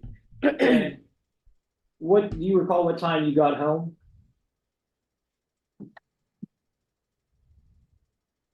I can't tell you the exact time. I remember calling my wife at about 6 o'clock. 6 a.m.? Yeah. And is that after you got home? Yeah. The police officers were kind enough to drive me to my home. They drove you to your house? Yeah. Now, did you speak to any of the other drivers that night that were there involved? Yeah, the driver of the 18-wheeler was kind enough to ask me whether I'm okay, and he offered me water, And actually, but I had mine. you had no water? I had water. He offered me water, but I didn't take it. I had mine. Sorry, I misunderstood you. I apologize. Is that the same individual? Did you see that individual, that 18-wheeler driver out in the hallway today? Yeah. And actually, he testified right before you. Is that correct? How does this guy know? I don't know. Why is he asking this guy that question? Yes, sir. I appreciate that. Weird, man. Let Weird. me ask you, did you ever see the other vehicles that, another vehicle that was involved in the crash? Particularly a truck. In particular, a truck. I'm going to show you what's marked state, and you can look at your screen right there, state exhibit number 22. Do you recall seeing that truck that night? I saw it from the other side, You saw it from the other side? and I saw it when they took me. Well, the officers wanted me to stay where I was, closer to my car, and 2 hours later, they invited me to go back where the firefighters were, and they checked all my vitals, but that was far behind. And on my way to that fire truck and back, I saw this. Yeah. And in this picture, you can see in state exhibit number 22, it's behind that 18-wheeler. Is that right? I'm sorry. It's behind that 18-wheeler. Yeah. I'm also going to show you what's been marked state exhibit number. But by the time I saw this truck, the officers relieved the 18-wheeler to go home. Judge Boyd's phone is So blowing up. there was no 18-wheeler. I can hear it vibrating. It's probably her mom checking in on her. Attention over here, state exhibit number 71. That vibrating is not my Did you phone. ever see this It's vehicle? Judge Boyd's. Again, on my way from the fire brigade to my car to pick up some stuff and get into the police car. Yeah. In fact, on this exhibit, can you look here and do you see your vehicle way up ahead? Yeah, it could be my vehicle. Up there, and then you also see that HEB 18-wheeler? Yeah. I didn't realize at the time that it was an HEB 18-wheeler. It looked a white truck. It looked like a white truck for me. I didn't notice it was an HEB. Oh, you didn't notice that the HEB truck was an HEB truck? Yeah. Okay.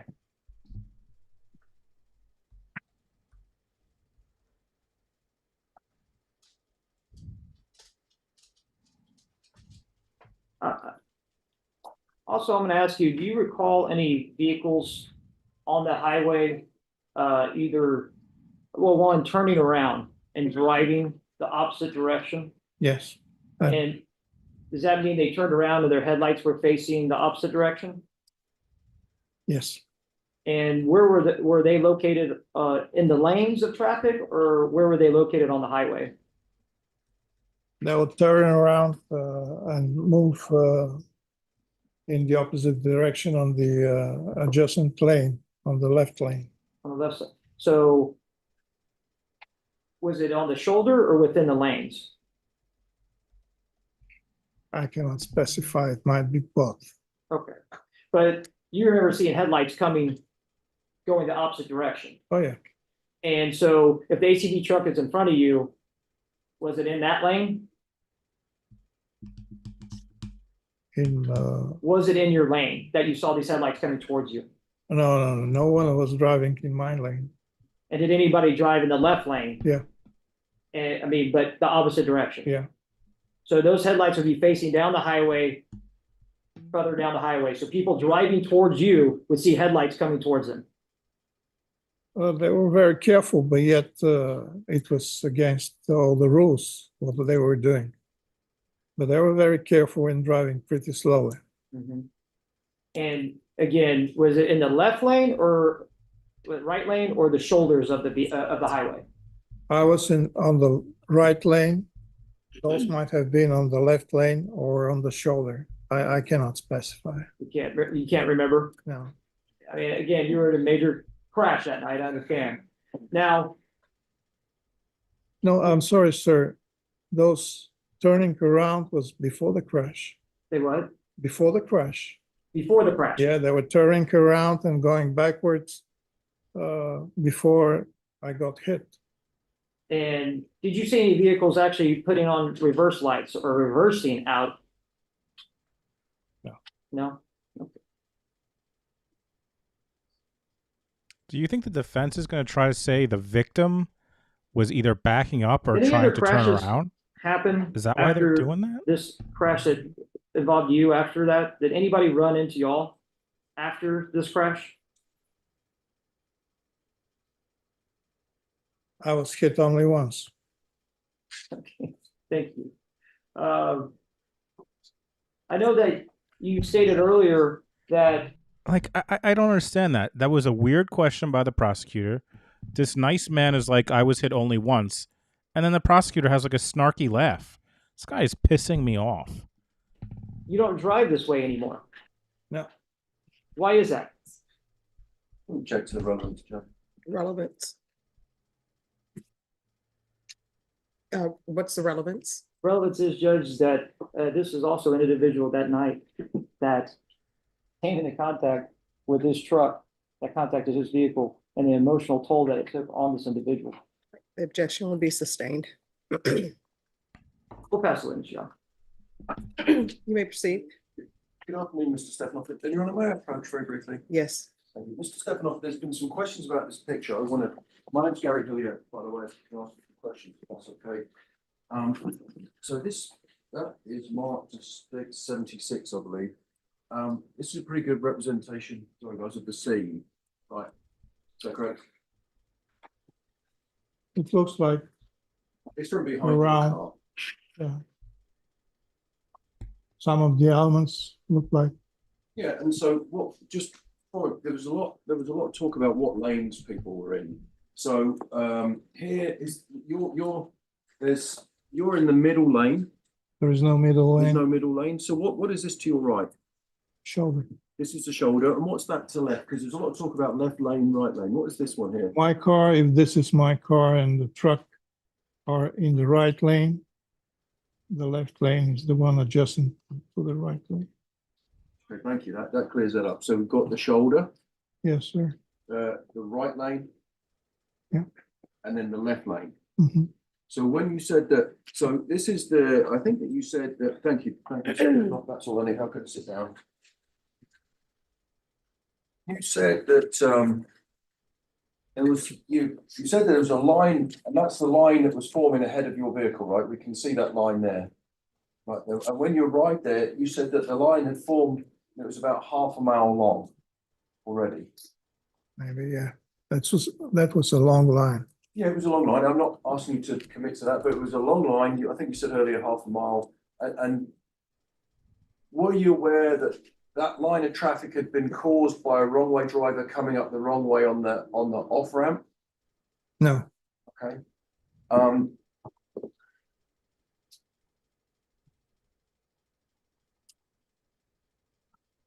And how long did you say that you were stuck behind the tractor trailer, the HEV van truck? Couple of minutes. And while you were there, did you see any warning? Because you said that you weren't aware that there was an accident in front of you, right? I said, I thought it's either an accident or a construction going on because the construction workers use this time of the day to move heavy elements. Right, okay, thank you for clarifying that. So it could have been one or the other, because you're familiar with the location, there was lots of construction at the time. Yeah.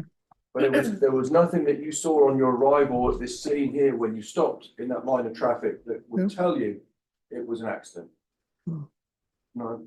There were no police vehicles with red or There blue were lights? blinking lights. But construction workers very often use similar lights. Right?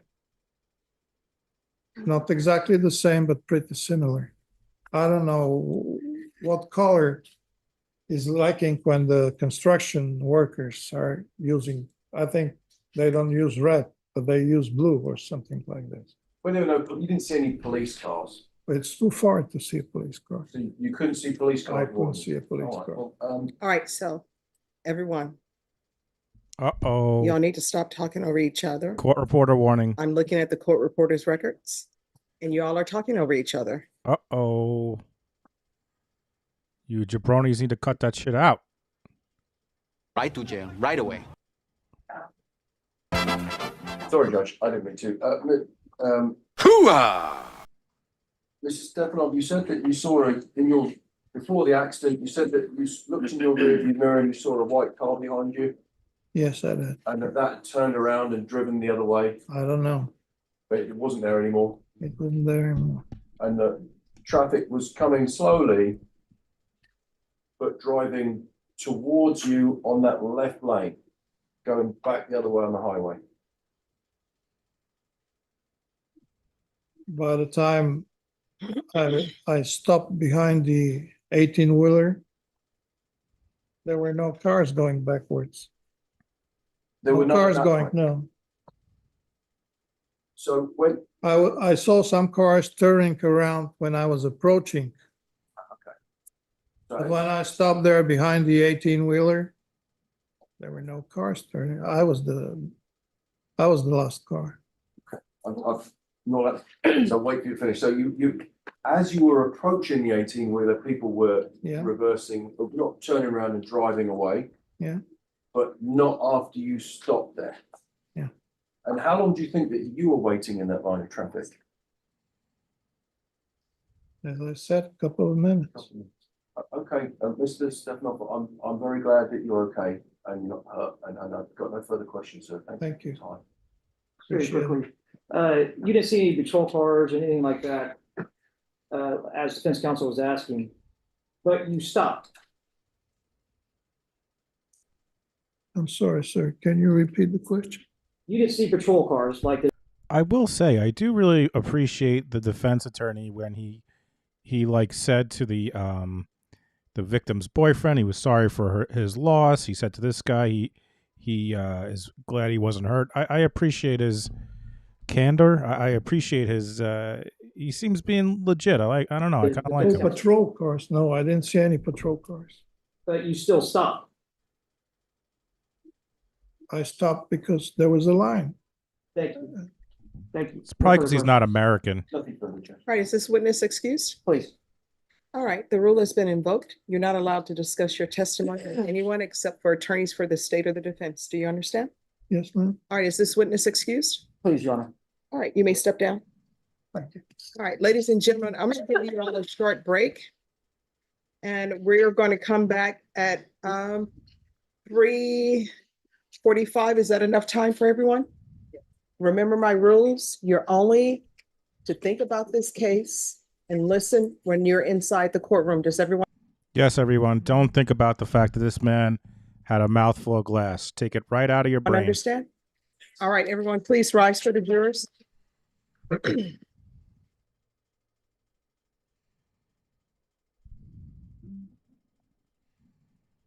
Remember when I didn't know that was the Alamo and everyone yelled at me? Does everyone remember that? Or is it not the Alamo? I forget. It's the Alamo, right? Everyone got mad at me. I remember it. Pepperidge Farm remembers. Nice. They survived their first day. Great to hear, Catherine. I can't believe kids are going back to school. My kids don't go back to school until like Labor Day, but also they are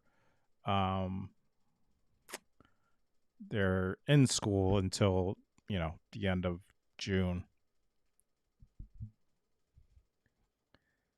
Gus remembers. All the people in Texas sure as hell will never let me forget that.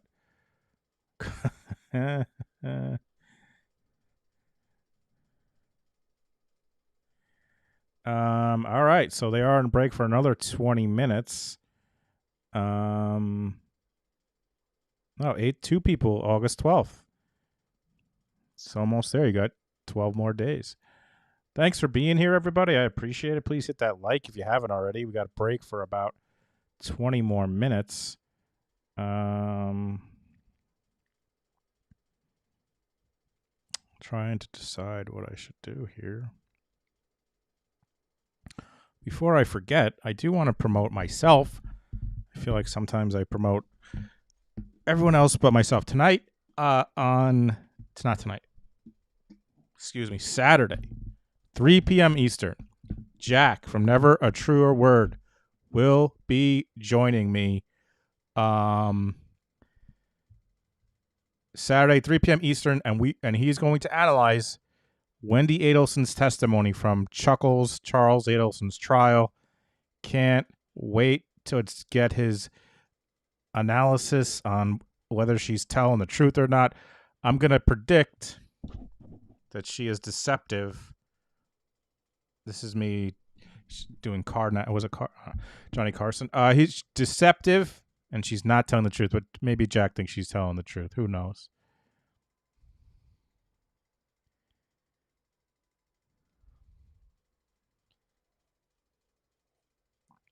Agree, Robin. He is fantastic, and I'm excited to talk to him on Saturday.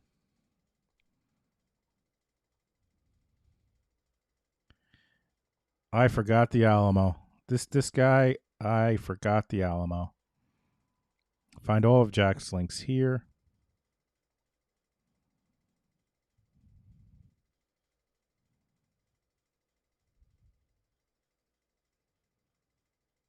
Karnak, right? Jerry Garcia's birthday is today? I'll let them know. Well, I don't have to let them know. They know. Prison time 2 to 20 if he's found guilty. Interesting. I mean, from what I understand, they did not take this guy's blood, or maybe they did. They certainly didn't. They certainly didn't do stuff at the scene because that officer got in trouble for not investigating it enough. So I don't know if they tested his blood. They did test his blood, yes? Or is that yes in reference to Jerry's birthday?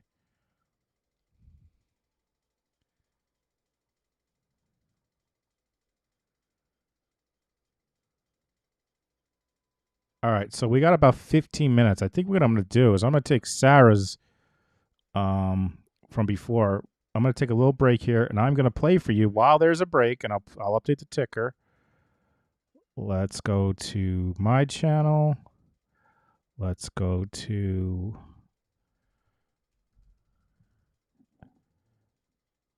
I'm going to play this. Personalize them. Everyone who's on Kick, throw that thing bouncing around is your emoji. I am so excited. When she was a prosecutor for Introduction, you guys are so... She is a graduate. So, I mean, we stopped on her. All right, I'm going to play this interview for 15 minutes until we come back. Let me update the tickler. Make a new tickler. Court on break until 4:45 ET.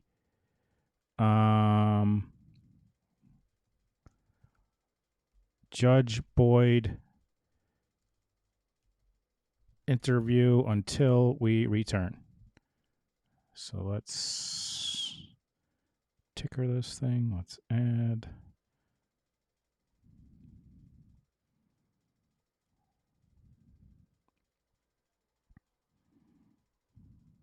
For her to come on here, we're just like I don't know. I'm verklempt. I'm at a loss for words.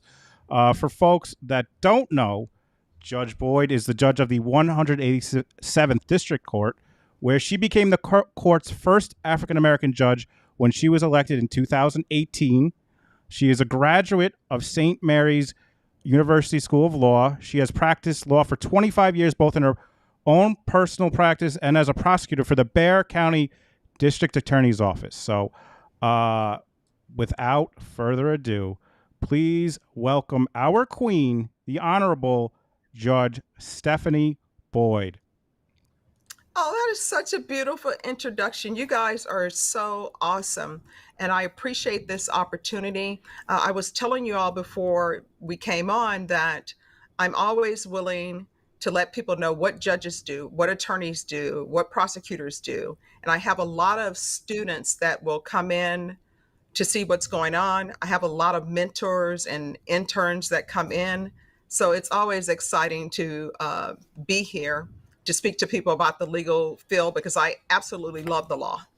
Well, I messed that up because I had my sound effects turned off. But first of all, Judge Boyd, I don't know if you could see the screen. We have a personalized. Everyone who's on Kick, throw that thing bouncing around is your emoji, personalized emoji. And I forgot I had my sound effects off when I introduced the Queen, Judge. We call you our Queen because you are our Queen because you are royalty. Aww. I meant to play this. So Shannon usually starts with the questions, and I'm going to let her. But I have a question, which is Star Trek over Star Wars. We found that out yesterday, Judge Boyd, and we were just Star Trek over Star Wars. You don't like Luke Skywalker and Darth Vader? Okay, I do love Star Wars. And actually, I'm at an age where you would go to my mom would take us to the movie theater and you could get the 50-cent off coupons. So your movie would end up costing $1. Now, of course, the prices are outrageous. But if you were to ask me and you say, Stephanie, choose one. And if you say the other one that you do not choose, that one has to go forever. You're never allowed to see it again. And anything that is associated with it, you can't see it again. I would say goodbye, Star Wars, and I would stick with Star Trek. Star Trek was awesome. And Star Trek had a lot of teachable moments in it. Every episode, even the Trouble with Tribbles, which everybody always remembers Trouble with Tribbles because you had all of these tribbles multiplying. There were teachable moments in that because Mr. Spock told Uhura, too much of anything is not good. And so every single episode taught something, and it was set sort of like in the 60s. So there was social commentary going on, but it was teachable moments. Well, we know you're all about teachable moments. Yeah. And then how can you give up Jean-Luc Picard? You can't give him up. How can you give up Cisco? If you were to say you have to choose one and everything that's associated with it, let's go. Are you going to give up Captain Janeway, Captain Kirk, Cisco, all of it for Star Wars? It's a good point. And then let's be honest, Star Wars sort of started going downhill a little bit. Oh, for sure. It jumped the shark for sure. I couldn't. Yeah, I definitely agree with that. But go ahead, babe. Well, go ahead. You start with the question. Okay, my favorite question is the first question, and that is, what were you like when you were a little girl, Judge Boyd? My mom will tell you I was perfect, right? And I always tell my mom, I wasn't perfect. She's like, no. Out of all my children, you never gave me any problems. Because I was actually a conformist where it came to my mom. If my mom said the curfew was at 10 p.m., I would make sure I was home by 9:30 because, things can happen. Maybe there's an accident or something. And I always worked. So I was always saying, hey, I need to work because my mom works and I didn't want her to have to be responsible for my wants as opposed to my needs. So the first job I ever had was selling Christmas cards door to door. And of course, young children now, because of the way things are, they can't do that. But you would get Christmas cards in the mail. And how I discovered it is you get the newspaper. And in the newspaper, they would have these articles about sell Christmas cards, make money. And I was like, this should be easy. So you would send that application in. And they didn't ask you your age or anything. So here I am, 8 years old, and I had learned how to write letters, which I don't even think they teach people how to write letters anymore and how to send off envelopes. But I had learned that from school. So next thing you know, I'd say about 3 weeks later, in the mail, I had all these Christmas cards. And so I just went door to door selling them. And then once you sold them all, you send a percentage back to the company. And it's so funny. I remember I just put regular money in the envelope. I didn't because you could send regular money in an envelope and people would receive it. And I just double folded it into paper and sent it off, and they got it. And that's how I made my first own money selling Christmas cards. And then after that, I would rake yards with my brothers, or they would mow, I would rake and do those type of things. But I always, Go ahead. No, sorry. But I always loved school. And so I started school first grade. I didn't go to kindergarten. I didn't go to Head Start or any of that. I started in first grade. But when I started school, I already knew how to read because my grandmother would babysit. And my grandmother would always teach me certain words. My mom would come home from work, teach me certain words. So I went to first grade. I knew how to read. I knew how to tell time. I knew all of that because I've been with my grandmother. Wow. That's why that's the great question. What an answer. Holy cow, Judge Boy. So let me ask you this. What got you into practicing law? I always wanted to be an attorney from the very beginning. I don't know if that's because my grandmother and I would watch Perry Mason together in the mornings, because in the morning time, mind you, this is before I started first grade, we would always watch Perry Mason. That would come on. And then, of course, I would watch the soaps with her, Secret Storm, Search for Tomorrow, Edge of Night. And in all of those shows, there was always an attorney. And the attorney always seemed to be doing great things, solving crimes. Because, with Perry Mason, he's more than just an attorney. He's actually solving the crime. And I always thought, that's what I want to do when I grow up.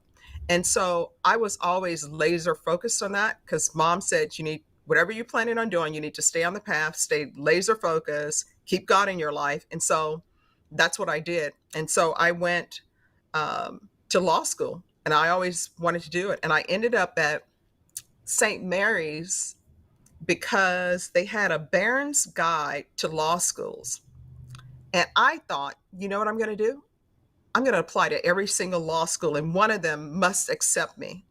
I didn't know at that time that to apply for all of the law schools, it costs money to send in your application. It's $75 here, $125 there.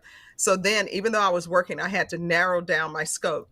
So I put in an application for Hawaii, Pepperdine, and St. Mary's, because St. Mary's, I was like, I like the fact that they have a clinic where you can actually practice under another attorney. So I put those in, and I told my mom, I said, where do you think I'm going to go? She's like, Stephanie, if you go to Hawaii, you can't come home because we don't have money for you to come home on a regular basis. She said, if you go to California at Pepperdine, you won't be coming home on a regular basis. She said, maybe if you end up at St. Mary's, you can come home maybe for Thanksgiving or Christmas. And so she said, we're just going to pray over it, and we're going to ask whichever one that comes in first that you're accepted to, that's where you will go. So the first letter of acceptance I got was from St. Mary's. And so we drove all the way to St. Mary's, and my mom liked the people. She's like, take care of my baby. She's a country girl, so take care of her. They're like, we will. And so when we drive back home, there is a full scholarship in the mail from Pepperdine. And I'm like, Mom, I'm going to Pepperdine. She's like, no, you're not. That wasn't the first acceptance letter you have. So I actually ended up at St. Mary's, and I actually had to sit out a year because they didn't have any rooms in the dormitory. And later the dean tells me, she's like, Stephanie, you could have stayed with me. And I was like, you know what? Everything happens for a reason. It's always for the best. And I met some great people by sitting out that year and going the following year. And that's how I ended up in Texas. Wow. Go ahead, babe. Well, I got chills hearing that story, because when you said you got the full ride to Pepperdine, I was just like, oh my goodness, then what do you do? And that's just so another example of why I really find you inspiring, is because you have such stick-to-itiveness. And I love when you address people in the courtroom, how you address them, because you're always kind and you are always respectful of their situation, but you also never get railroaded by people who are there to take advantage of your kindness. And one of my favorite sayings of yours lately off the record was, you told a young woman, don't, and you said you credited your mom with this too, that you and her watched Lifetime movies together.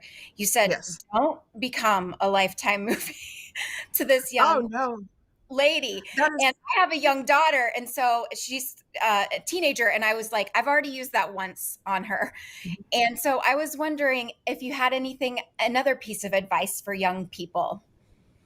Oh, you know what? I always tell young people it is nice to be in love, right? It's nice to say, I'm going to be with this person for the rest of my life. Because I used to do a lot of CPS cases and some family law cases. I always tell everybody, you have to be sure, though, that if that relationship fails, that you're able to support yourself and you can't lose who you are in a relationship. I always would hope and would wish, whether it's male or female, that you know who you are first and know what your principles are and what your heart knows are before you get into a relationship. Because otherwise you tend to lose yourself and then you look in the mirror and you're who is this person? Why is this going on?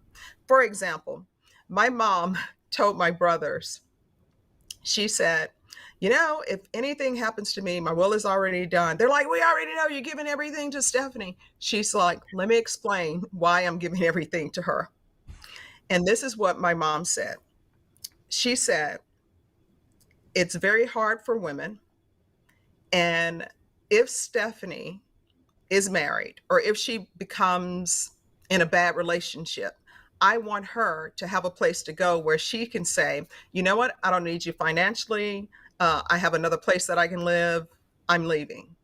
And she said, with you all, she said, if you all are in a relationship, it's difficult to have two women in a household because honestly, there's one woman who's in charge of the household, and maybe Stephanie's not going to feel comfortable, and that's going to make her go into herself more. And she said, that's what you all should do for your daughters as well. You always want your children to know that they don't have to stay in a bad relationship. There's some place that they can go that can be safe, and they can still stand their ground on their principles.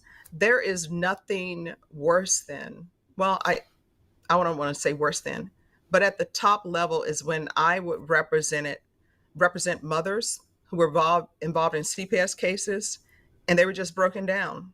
Some of them had been in abusive relationships. So it's me being an attorney trying to build them back up again and tell them, hey, you're worthy. You just ended up with a bad person. And then having them to ask themselves, okay, how did I get here with this person? And how do I not get back with a person similar to this? Because it's very rare that people who are not going to be good to you, they usually don't, the first date that you're on with them, they're not saying, hey, let me tell you who I am. I'm a horrible person. I'm going to take advantage of you. I'm going to beat you down physically, emotionally, and we're going to start with the emotional abuse. And then I'm going to work my way down to where you have just completely lost yourself. It never starts with that. It's always, oh, it's great. We're having a great time. They love me. And then slowly you'll see some of the possessiveness coming in. But once that possessiveness is there, you're like, well, they just really love me. They're just really looking out for me. And then when you look up, you know, who is this person in the mirror? So I had to do a lot of that on the CPS side. And then, of course, when you're building them up, their children that are involved, you have to build them up to let them know this wasn't a good relationship.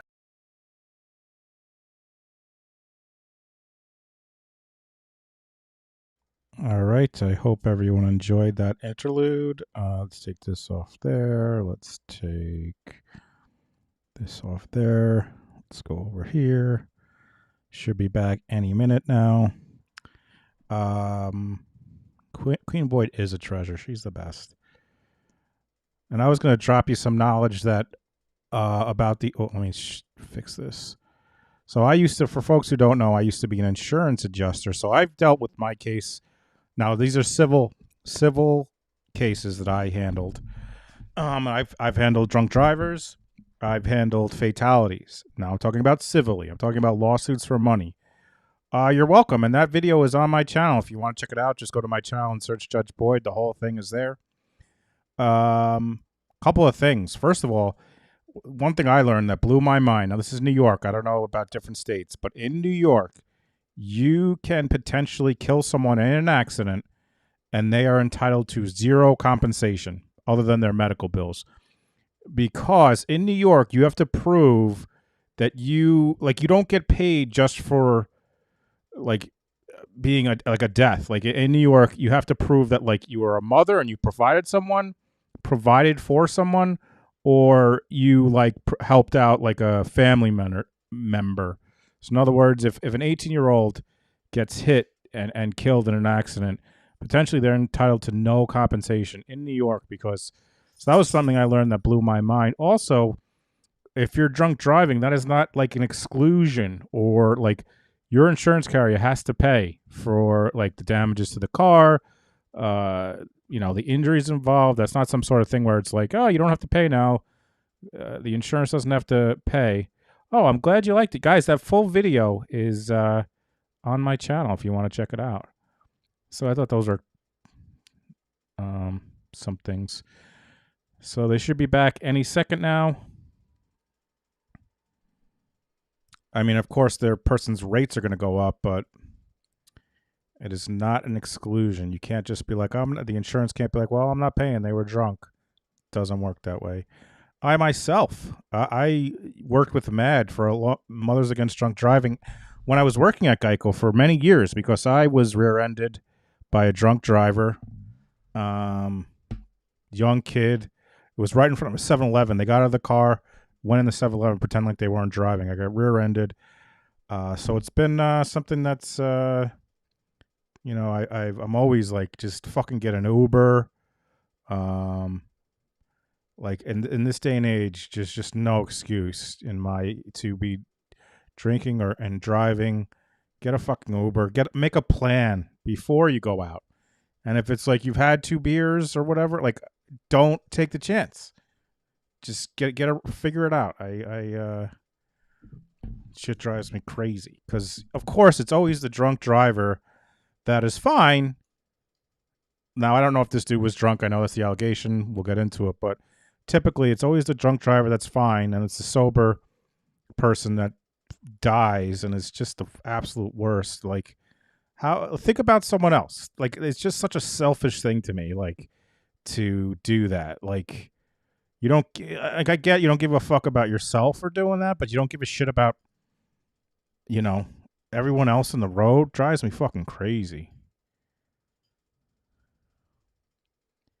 I mean, it's so simple now with Uber. It's like you just pull up your phone, boop, they pick you up, you're home, you pay your $20 or whatever it is, and you don't have to worry about, the anxiety I would have just by driving drunk. I would just be worried every second, like, oh my God, I'm going to get pulled over. I'm going to get pulled over. I'm going to get pulled over. That's awesome, Rachel.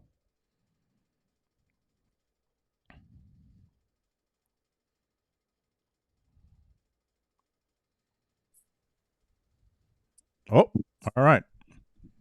Don't be late to Judge Boyd's courtroom. She doesn't mess around. I can't wait till you guys see. You guys haven't seen yet. For people who are new to Judge Boyd, you've seen a little bit, but you haven't seen when she really lays the smack down. I mean, I guess that's typically more when it's like the docket and someone is like, oh, we got a police officer going on the stand here, looks like. All right, Deputy Laura, let's bring the jurors in. All right, for the jury. You will bring the jury. Oh, awful, Aaron. Awful, awful, awful. I was waiting for your assessment. I was waiting for your guys' assessment. I wasn't going to call it. We will see.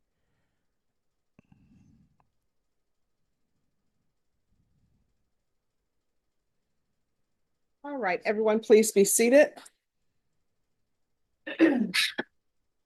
And state, call your next witness. State calls Officer Roman Cabrera. All right, can you raise your right hand for me, please?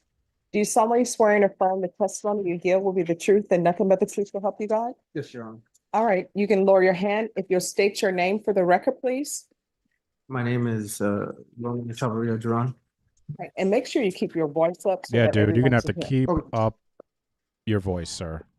That was very low. He looks very young. This looks like a very young. All right, you may proceed. Thank you, Your Honor. Officer, can you please introduce yourself to the jury? Hello, I'm employed with the city of San Antonio. I've been on the police department just under 3 years. Okay, I'm sorry, you say 23 years or 3 years? Under 3 years. Under 3 years. Yes, Okay, I not was gonna 22. say. Like, very young looking for 23 years spent in the FAPD. All right, so I'll go ahead and ask you some of these questions about your training. Did you go through certain training to become a San Antonio police officer? Yes, sir. And please explain to the jury what type of training you went through, briefly, of like the academy, things that you had to go through in classes. To be employed by the city of San Antonio, you go through 35 weeks at the San Antonio Police Academy. It's a lot of physical training, penal code, traffic law, civil law training as well. Just to come out here and do a proficient job for the citizens. And how long is that training for? It's 35 weeks. How 35 weeks. 35 weeks. And then after the 35-week training, you have to go through other additional training. Not training, but like a probationary period. Yes, there's a 1 year probationary period. There's a 5-phase program where you're with a field training officer. There's 3 months where you're with a different officer every month. And then there's a 2-week evaluation period where you have a different evaluator each one of those weeks. And you said you've been on the force just under 3 years. Correct. So, and then please tell the jury what type of duties or what your duties are right now. I work for patrol, so I take everyday calls, any emergency calls, disturbance calls, family calls, accidents on the highway. Just anytime anybody calls 911 or the non-emergency number in my area, I'll be sent out there.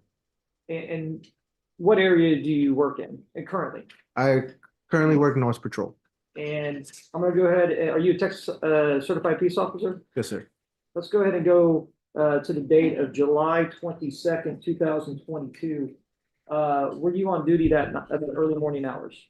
Yes, sir. And in particular, I'm going to be talking around 2:15, 2:20 a.m. in the morning. Yes, sir. And I thought he said horse dispatched to patrol. a crash accident scene. Yes. And where was that crash located at?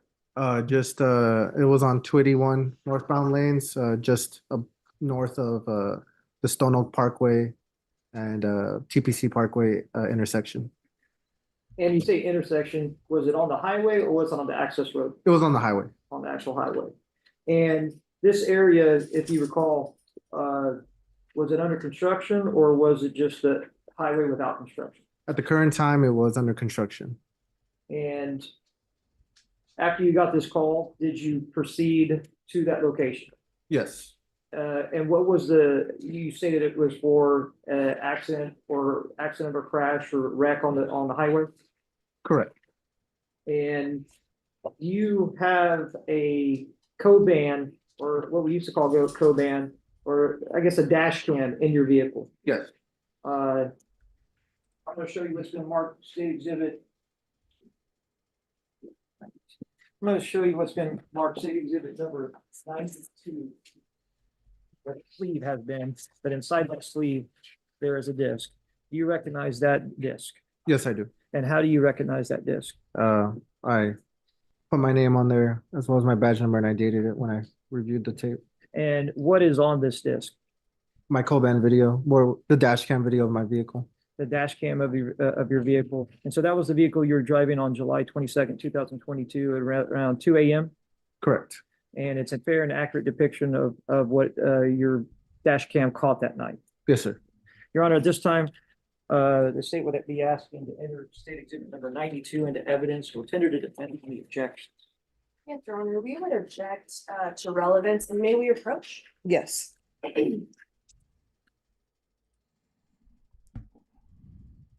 Thanks for being here, everyone.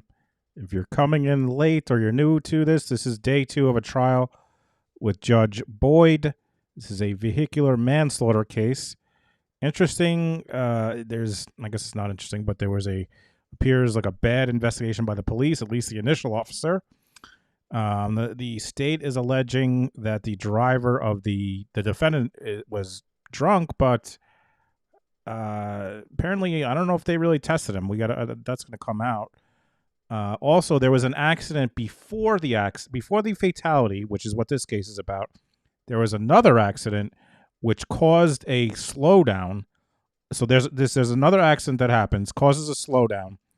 Then this accident happens, and the defense's theory is that this accident only happens but for that initial accident, so that person is at fault, and it shouldn't be this dude who allegedly was going 90 miles per hour and drove into the back of a stopped car. They gave him a field sobriety test. Oh, thank you, Dizzy. They gave him a field sobriety test 4 hours after the crash because the dude who got there fucked it up, and he passed. Thank you, Dizzy. So yeah, that's. Did they test his blood, Dizzy? Do you know? Did they test him? I have you all step back. There's something that I need to view outside your presence. It'll probably take me about 10 minutes to view it. So remember my previous instructions. Rule has been invoked. You're not allowed to discuss your testimony with anyone, okay? Don't even fucking think about it, jabroni. Don't even think about it. If you think about it, you're going to get arrested.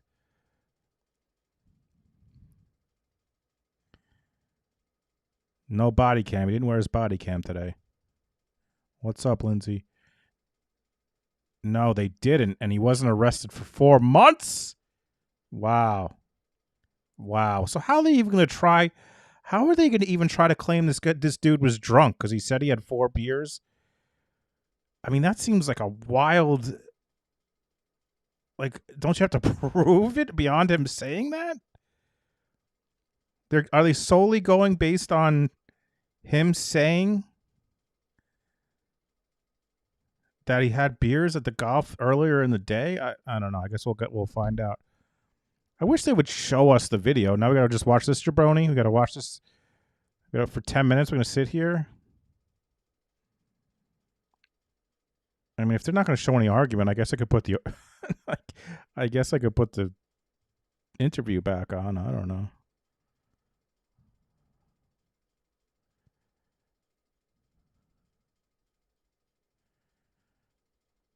Lindsay says, article said they investigated and tracked down his prior activities. Okay, thank you, Lindsay.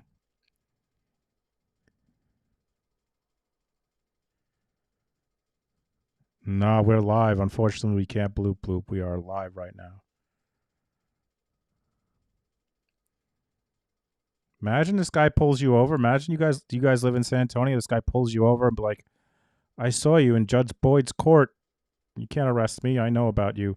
You can't arrest me, officer. I know that you thought about your testimony when you left that courtroom, and that's illegal. So good try. Try to arrest me.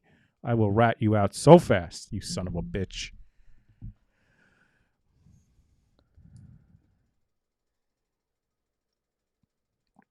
I can hear Babe listening to the Olympics in the other room right now.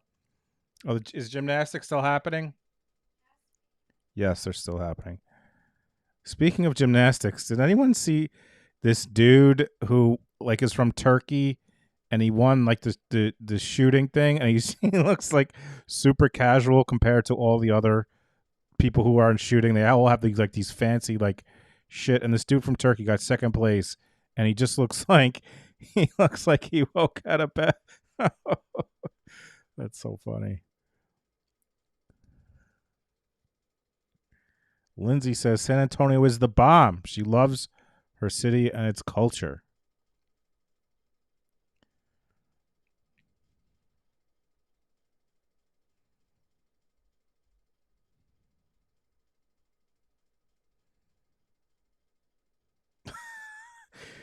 Missy, did you see the picture? Someone added him to the I think I retweeted it. Someone added him to the scene from Pulp Fiction where John Travolta and Samuel L. Jackson have their guns out, and he looks perfect. He looks just like them.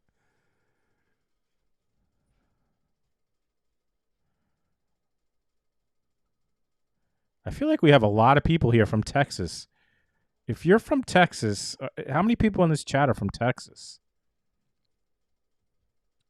Wow, Renee with a $50 PayPal? Holy shit, thank you so much, Renee. Wow, we got A lot. 1, 2, 3, 4, 5. Thank you, Renee. That's so kind of you. Dallas, Texas. A lot of Texas. Renee, that's so kind. 7 people from Texas? I do remember Texas being very high on.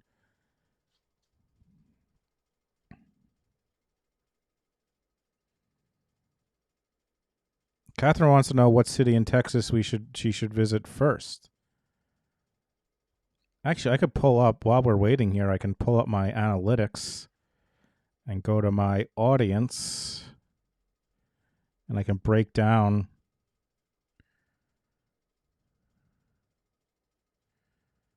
where they're from. I haven't done that in a while. All right, let's check this out. While we wait here for Officer Horse Baby. All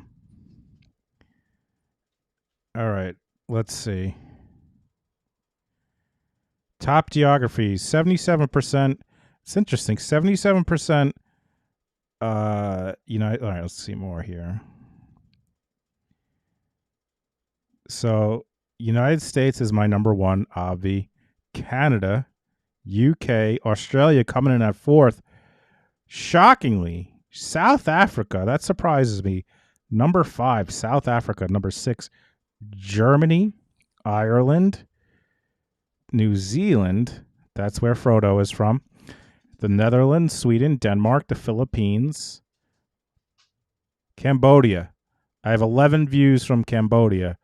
Thank you for those 11 views, Cambodia. Estonia, Bosnia and Herzegovina. All right, now let's see if I can break this down by cities. All right, New York, repping number 1. Chicago, number 2.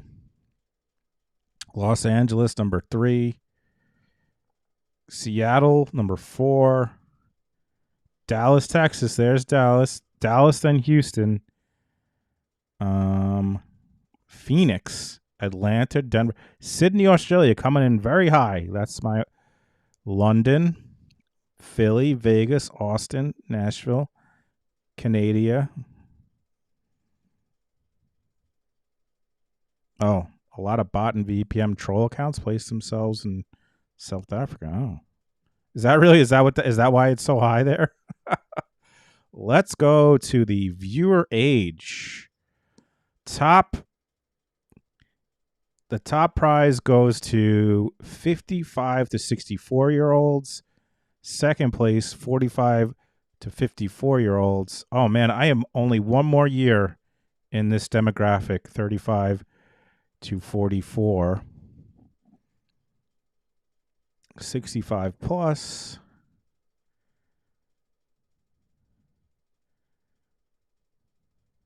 Viewer gender. It used to be very high. I assume it's going to be higher women than... What? Oh, this is guys, this is the last 28 days. Hold on. I got to review all these stats all over again. Lifetime. Wow. I am shocked by this. Let me just make sure this isn't still... All right. I am shocked that I have more male... By a pretty significant... I guess it's not... I am shocked that there are more men... There are more views from males than females. That is shocking to me, really. All right, so let's go back to the age. Same thing, I guess, about the same thing. 55 to 64. This is lifetime now. All right, let's go back to the geography, see if it's the same.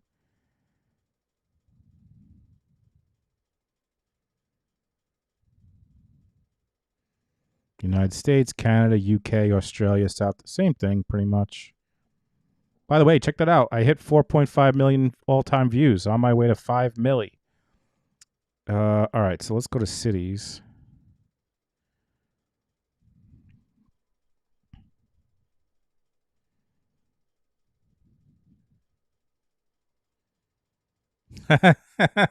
Dizzy.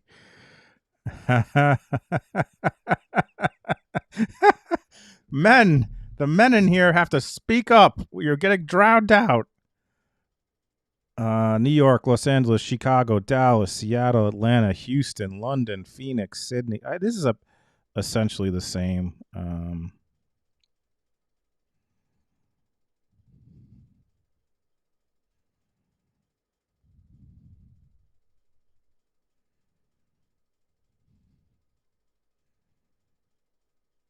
See, this is why I know there are some people, and I hope this is not really boring people too much, but we're just waiting here for the judge to review the camera here. But you know, I've seen some people, some online folks, and their philosophy is don't do shorts. Don't do shorts. They're not good. I am a big fan of shorts, man. As you can see, 2.2 million of my views come from the shorts feed. Then browse features, channel pages, YouTube search.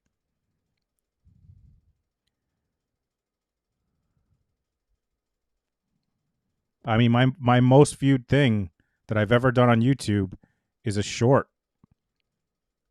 And this is what people look up the most for me. The Shaming of Jay, The Shaming of JJ, Wendy Adelson, Donna Adelson, Zachary, interesting, Melly, Karen Reed, Rex, Gorilla Grip Fanny, because someone made up that Gorilla Grip thing was from Fanny. Latin Kings, Love is Blind reunion. That was like a long time ago. J-Bo Nation, Gorilla Grip Pussy Pal coming in at 300 views.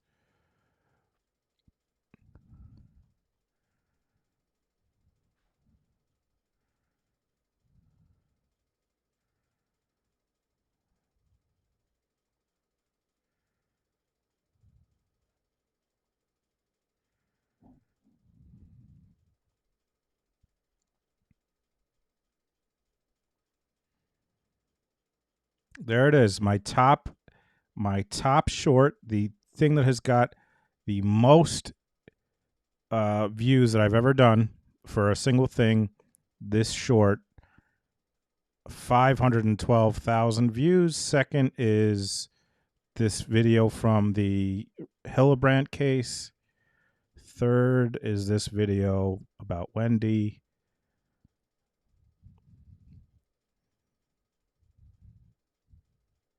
Wow, this one got a lot of views. I didn't know this had 50,000 views. This is a recent one that has a lot of views. That's interesting.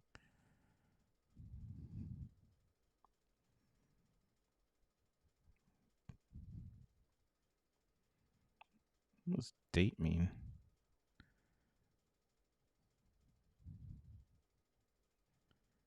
Oh. Let's see what date I had the most views. 98,000. June 4th was a big day for me for some reason. 98,000 views on that day.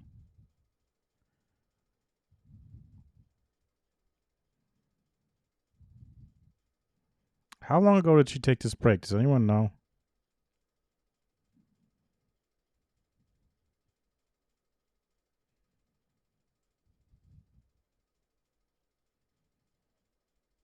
Yeah, it had to be a Karen Reed day. I'm sure that was a Karen Reed day. Good point, Taryn. Good point. I guess I'll keep playing this. I don't know. What time did she go to break? Was it 10 minutes ago? This guy's been up here for like 10 minutes.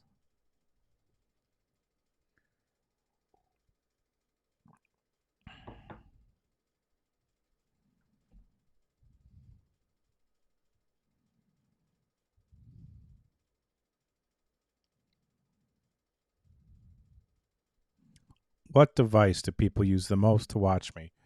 Mobile phone. Wow. 65% of people watch me on the phone. That's interesting.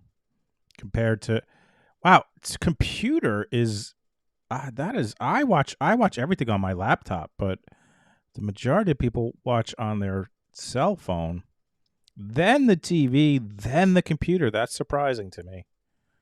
That is surprising to me. A poll? What do you want me to do? A poll? how many people in the chat have ADHD? Should I put, do you have ADHD?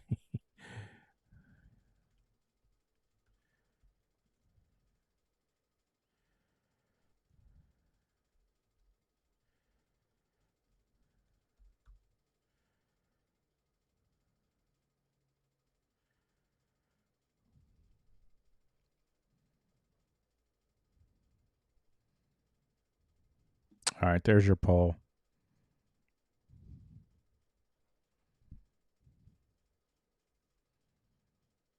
Thank you, Lisa. Lisa. You're not going to want to miss this Saturday when I have Jack on. I'll just count squirrel and yes as the same thing. So 80% of you right now are saying that you have ADHD.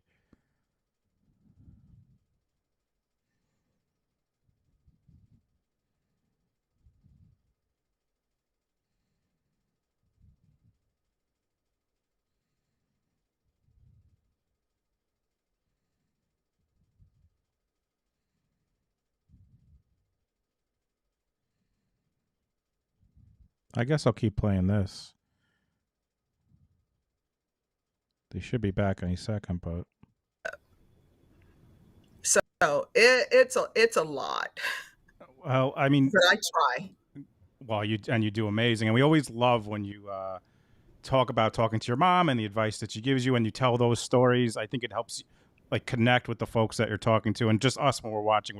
We're always like, oh boy, when she goes off the record, you go off the record and you tell those stories. It's just amazing. One thing I wanted to ask you, what it was like transitioning from doing all that work as a lawyer and then becoming a judge. Was it everything you expected? Was it different than you expected? What was that transition like? It was, but I will tell you. So as a defense attorney, you're supposed to represent your client and not do anything that's not ethical. Then when you go to being a prosecutor, you're supposed to be seeking justice, not convictions. Because sometimes when I was a prosecutor, it's, yeah, this person doesn't deserve a conviction. Or maybe it's, oh yeah, this person did do this, but they don't necessarily deserve to be on probation. Maybe the case should be dismissed. That's why you have some people who end up with pretrial diversions where they do certain classes and their cases get dismissed.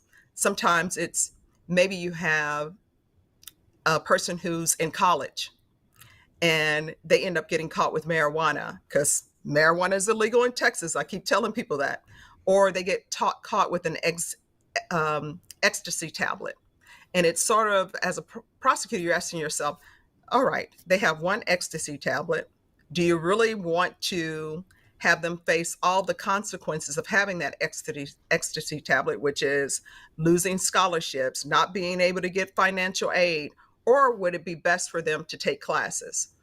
So when I became a judge, the transition wasn't a hard transition in the sense that, oh, I don't know the law, I don't know this.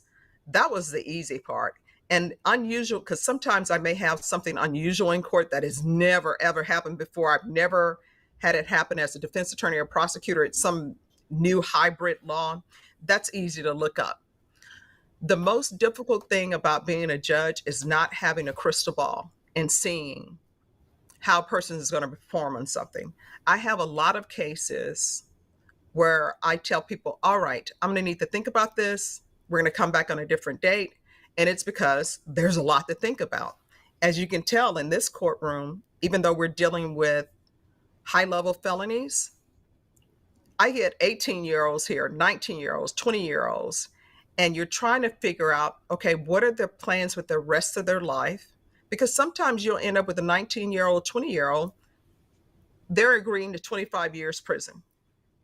And I always see my job is to make sure that they step back a little bit, have a chance to think about things, because these are permanent consequences in their life, that they're decisions that they're making, that you can't go back, oh, I'm young, let me go back and change this. And that's a reason why I started doing plea deadline dates, because I don't want anybody to feel pressured that they're taking something today. I'm taking it today. I want to do it today. It's like, no.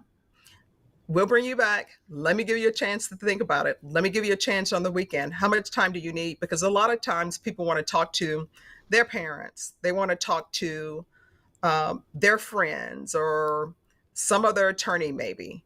And I like to give them a chance to do that. Although I always tell children, your parents would appreciate you talking to them before you take the action that results in you being in court, as opposed to afterwards.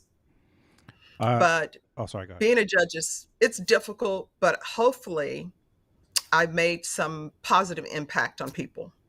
Oh, for sure. I mean, you've made a positive impact on me and Shannon and the folks watching. Aw. I'm telling you, like you were gone for a little bit, and you know, for a couple of weeks, and I'm telling you, this is true. And like when you came back, we hadn't seen you, and just that morning when you came on, just hearing you, it was like we all felt better. Like it was like a sense of calm. I'm not kidding. Like, and everyone in the chat felt that way. I felt that way. Shannon felt that way. It was just like, oh, she's back. It's like it was like, you know, every day to have you and just hear you, it really, I can't overemphasize how much it means. But, you know, I wanted to say when you were talking about that, we just saw you with the case where it was a younger gentleman, and I don't know if it was yesterday or the day before, but it was about an alleged, you know, threat of us shooting a school, and but I think what the folks appreciate is you read everything, you're clearly reading all the documents, and then you explain your thought process. Like you're explaining why you're doing that, just like you said, like, and you're trying to decide what, you know, you said, like, I could easily put this person in for 20 years, but down the road, like, you're thinking about the consequences, and I just think people really appreciate that. But sorry, babe, I cut off your question. No, and you know, here's the funny thing about that. They say that as a judge, you should say as little as possible. But when I was on the other side, my client would always want to know, okay, why is the judge doing this? And I want to make sure that people understand that I actually listened to the witnesses that they brought. I actually internalized everything that was said, even to the state and the defense attorneys. I want them both to know, no, I listened to your opinions. And sometimes I have to remind people because people are new to the court, because everybody's friendly with each other. At least I try to have a friendly court. It's because we all went to law school together and we've all known each other for the 20 something odd years we've been here. I always want them to know that I'm not doing a team sport here. I'm not on the state's side, even though those prosecutors are in my court daily, and I'm not on the defense's side. So I want everybody to know I have an open mind. I'm keeping an open mind about everything. I've read everything. And sometimes I have to tell attorneys, you know, I read the stipulations, I read the PSI report, but if you all want to repeat it, you can. So that's what I try to do. Go ahead, babe. I think that really goes along with, I visited your Facebook page about your campaign, and since you were elected, and you talk so much about transparency. And I mean, you talk about living what you say. You have a YouTube channel where, you know, the court is transparent. People are learning about it. But also when you talk about that, like talking about your decisions and how you came about them, that's just such a great example of transparency for both sides and the client, and then all of us viewers on YouTube. So we really appreciate that. I have a lighter question that a lot of people are begging me to ask you, and it is, how many, first of all, we are like dying about your handbags every day. We're like, oh, look at the handbag from today or whatever. So we want to know if you have an estimate about how many you have and how you organize them. No, I do not have an estimate whatsoever. I really don't have an organization down. I need to get one, but I don't, believe it or not, I don't like shopping. Whenever there's a big sale and my mom would say, hey, Stephanie, there's a sale, we need to go. Because believe it or not, when I was younger, I used to be a size 0. And so all the women in my family, we only started gaining weight when we hit mid 50s. So that's when I started gaining weight. So it was always difficult for my mom to find clothes for me. So whenever there's a sale, the salesperson would call my mom and say, hey, we got some 0s in, or we got some 2s in. So we would go, and it would just be this big rack because, you know, it's a sale. And I would just get a headache. because it's too much. It's too much. And so I would pick up stuff. My mom would say, "Stop playing. We're here. Here for serious business." So with regards to the purses, the reason why I don't know what I have is because my mom sends those to me. My mom sends me clothes to San Antonio. I just don't like shopping at all. So I have no idea. And if my mom will usually call me sometimes and she will say, "Hey, dress for the season, not the weather," because it's still 100 degrees sometimes in San Antonio. I'm like, okay. And so I'll call her sometime and say, "Hey, I'm wearing this dress that you got me, but I don't know what shoes. I don't have any shoes with this." She's like, "Yeah, you do. And this is the pair. And this is the purse you should wear with it." I'm like, "Okay, I'll do it." So that's why I do not know. I have no clue. Very, very interesting. Love it. That's great. I want to go. We put out to our patrons on Patreon. We said, if you guys have any questions you want to ask Judge Boyd, let us know. And we have one from Charlotte, who is from England, our good friend Charlotte. And she wants to know, at what point in your career did you begin doing the off-the-record chat, and what prompted that? Or did you always do that? When did you start doing that? No, I always would do that. And the reason why I would do it is because, again, when I was a defense attorney, I would talk to my clients because you're trying to, maybe your client has entered a plea and you want them to be able to tell the judge, "Hey, this is where I see my future going. These are the steps I'm taking." So when someone is sentenced in my court, if it's prison or even if it's probation, I want them to know that this time is going to pass. There's still hope for you. What are your plans with the future? And sometimes I have to tell them off the record, "Okay, you know what brought you here, and you need not do that anymore. So how are things going to change?" So I always do that because I want to see how they're doing, and I want to make sure that we don't see them again. Because believe it or not, a lot of cases end up in plea agreements and it ends up with people getting on probation. And I'm hoping that when they're placed on probation, we don't see them again. That makes sense. So yes, so I always do that to go off the record, to talk to them, and they can talk to me and they don't have any concern like, "Oh my gosh, the court reporter is typing this down so it can go up to a court of appeals," or something like that. So that's why I always do off the record. When And we're then there watching, are some cases you can't go and say, "Hey, let's go off the record," because it's this, "Oh, I have no idea what to tell this person. They're going away for 40 years." And then sometimes people don't, I sort of read the room. Sometimes people don't want to hear that. They're not ready to hear it. And then believe it or not, later, I'll get letters from people and they'll say like, "Thank you for doing this." I actually met someone that I had sent to prison, and I was walking with the deputies. We're going to pick up lunch from the grocery store, and this guy comes up to me and he's like, "You're Judge Boyd, right?" I'm like, "Oh, yes, I am." He's like, "You sent me to prison." And I'm like, and so I said, "And I hope you're doing better now." He's like, "No, I am. Thank you so much for doing that. My life is back on track." I'm like, "Great." I'm like, "Keep me updated on how you're doing." that's amazing. Sorry, babe. I just want to say quickly. Oh, go ahead. Sometimes what I do when we're streaming, I pause it when you're about to go off the record, and I say, "Buckle up, buttercups," because we're about to hear the truth here. So listen up. Go ahead, babe. Sorry. We also have a mug that I designed that has one of your sayings on it. It's a little heart. It's a little man with a heart, and he's carrying a calendar that says Thursday, and it says Friday Eve in our hearts. Oh, but I'm telling you, that gets people through. They know it's Friday's Eve. That's right. And it is so inspiring to me to listen to you because you have these little quips about the days of the week. Like the other day you said Tuesday, because at the end of the day, at least it's not Monday. And the Thursday thing, we all love that. But we had a question about from one of our viewers, and babe, I don't have it up anymore, so I can't remember who it was, but they said, "How do you stay in that place?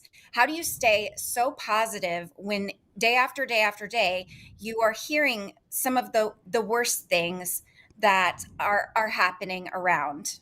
That's from Hoops Junkie. Go ahead. Thank Sorry. you. Well, no, you have to, because, and I will tell people, when you see attorneys laughing and people like, oh my gosh, this is somebody's died and people are laughing, but you sort of have to do that. And they're not laughing about their cases. It's about different things in their day, because if you don't do that, it will just beat you down, because on the criminal side, you are seeing everybody at their worst. The complainants are at their worst. The defendants are at their worst, because something horrible has happened. Even if it's a theft case, it's still something horrible. Somebody has been violated, right? So I always tell people, one, you have to take vacations. You got to take a mental health break, even if it's just you're staying at your house. And so I will do that. And then I read a lot. And when I read, we're always, I don't know why we end up reading books that are law related or crime related, but it just pops up on our feed. That's how we ended up reading Don't Let Her Stay. But you just have to take breaks. And I have a fantastic staff. And I always tell people, I never want to tell people I have a fantastic staff, because then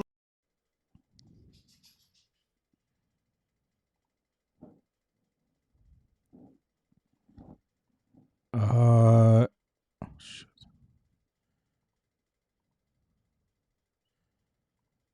Dude just stood up, so I think the jury's in there. Hold on. I think they're back. I think they're back, but we will see. While we were on break, KTG, $20 Cash App for keeping us ADHD, etc. safe and having fun. Squirrel, KTG, amazing, always supporter. Thank you so much.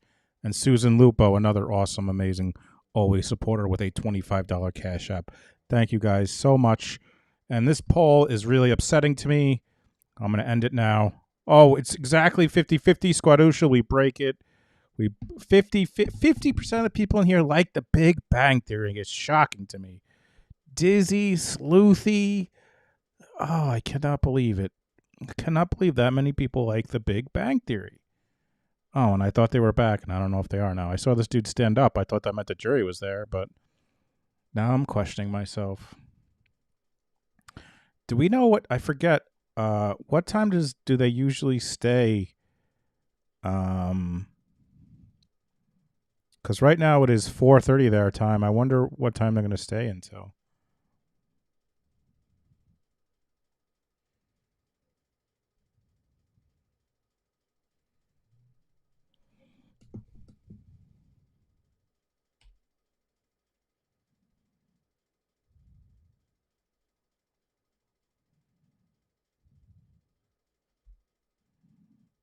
I really thought they were back because dude stood up.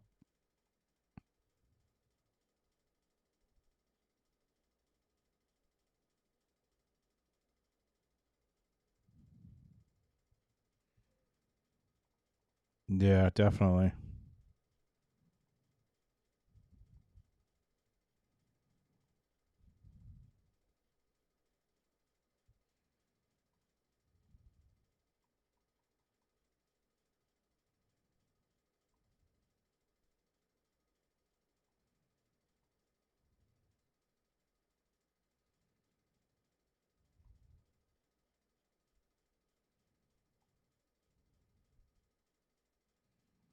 Carol's in Dallas.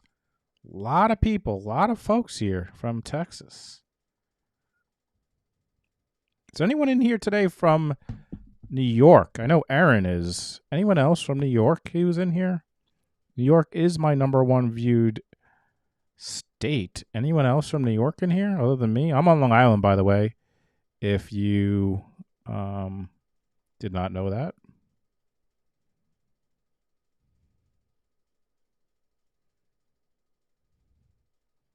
Aaron's here. Aaron's in upstate New York. I am in downstate New York. It's like a different world for folks who don't know. Like a different world. When I went to SUNY Albany for college, the capital of New York, it was a different experience. Let me tell you that.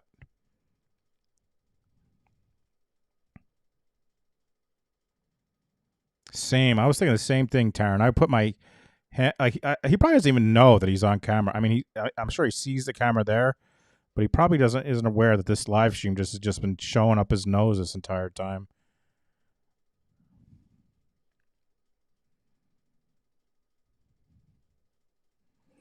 To me, upstate is like, I mean, Albany to me is upstate, but that's not upstate. That's like down. It's like middle state, I guess. SUNY stands for State University of New York. I graduated from SUNY Farmingdale, which is on Long Island.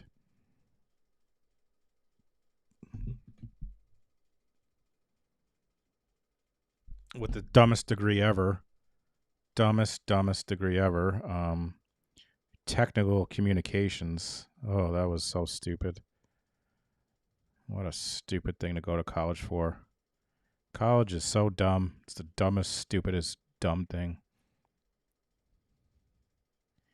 Not for everyone. Not for everyone. Some folks, college is good, obviously, but I am not of the percentage of people who think that like you have to go to college to get a job. Like, you know, I am not that.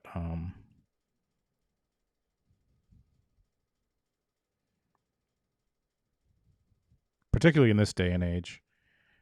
Technical communications, like writing fucking instruction manuals. I just picked something because I didn't know what I wanted to do with my life. I still don't. What is going on? We ever going back to court today?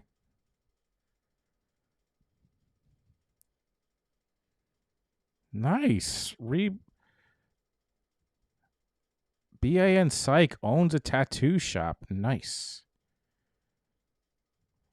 I have 0.0 tattoos.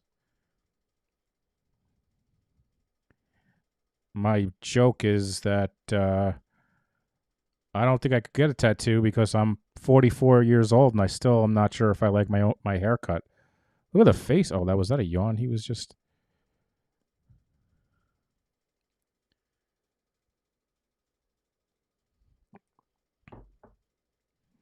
I thought so. You changed your name, didn't you, Reba? You changed it to Reebs Swigs. Reebs Wigs. Like Rebecca's wigs? Or is it Reebs Swigs?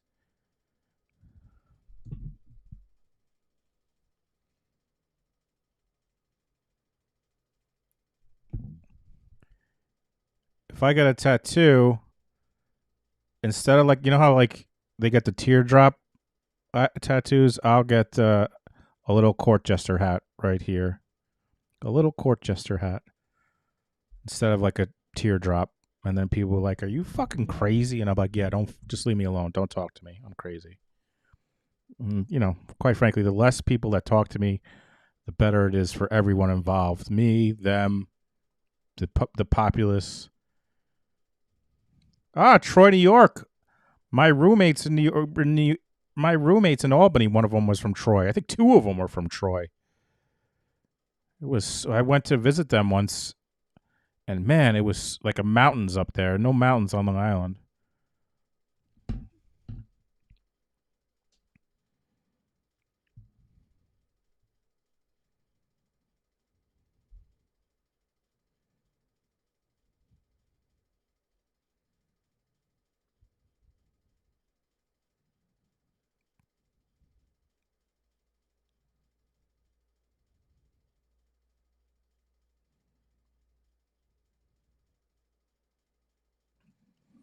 What is going on? How long is this freaking dash cam?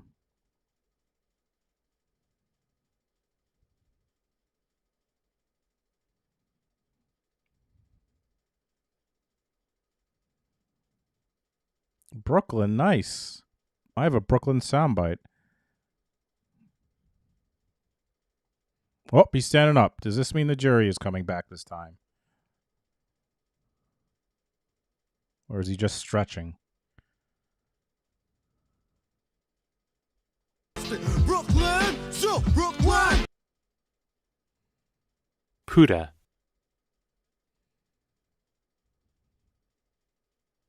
You let the man slide today. You got to immediately get in somebody's ass when that happens to you. You pull their asshole open, step into their asshole, close the door behind you, take a spray paint can, right? Larry was here. You spray paint, Larry was here, wash me, all that kind of shit. Ejaculate. I bring some ruckus to the ladies. I'm just goofing. New boot goofing. What's up, Mrs. B's crafting life? I'm back, baby! Oh, Puta is from the Dan Markel case because there was a undercover officer who pretended to be a Latin king, and he said Puta, and it was really funny. So then I Googled like the Google definition of Puta and their pronunciation, and then this is it. Puta. That's how Google says that you. Puta. All right, everyone, Puta. please be seated. Renee, thanks again for the And state PayPal. it is your witness. Here we go. Yes, Your Honor, I believe that at this point, the state would offer state exhibit number 92, which is the dash cam video from Officer Chevria's patrol car. All right, 92 and 93. Oh, the body, I'm sorry, I mean, we would be offering the body cam also of Officer Chevria. So you're offering state's exhibits. What are the exhibits number? 92. The COVID hand, I believe, is 92, Your Honor. Yes. Sorry. All right, and defense, are you re-urging your objections to state's exhibit number 92? Yes, Judge, we re-urge our previous objections. All right, and that will be overruled. State's exhibit number 92 is admitted. May I approach it to the hearing? Yes. And Judge, for purposes of this computer, this is, we have an exact copy on our hard drive that was copied from this disk.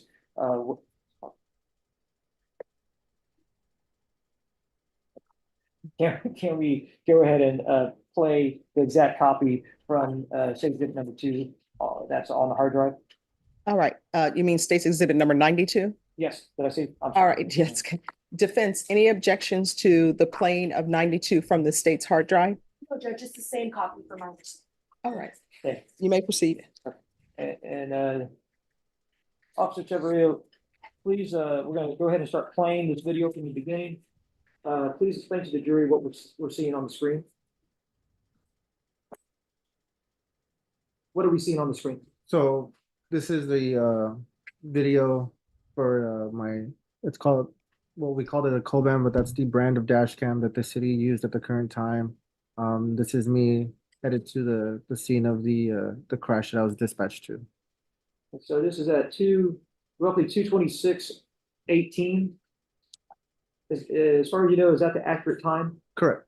And it says a date of July 22nd, 2022. Is that correct? That is correct. And were you being dispatched somewhere? Yes. And where was that? To a crash just north of TPC Parkway on 281. We're going to go ahead and fast forward it here. Now, are you on 281 on this one? Correct. Awesome. Sorry, everybody, just a second. Okay, go ahead and play it and pause it now. Oh, one more. There we go. We're pausing at 2:28:49. Can you read what that exit sign of the highway says? Yes, it says Stone Oak Parkway and TPC Parkway.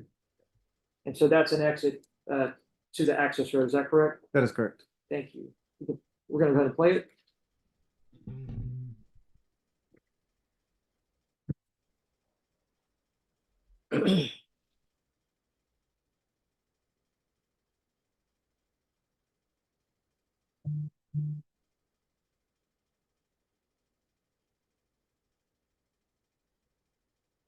I kind of don't like that we can't see this. This is lame.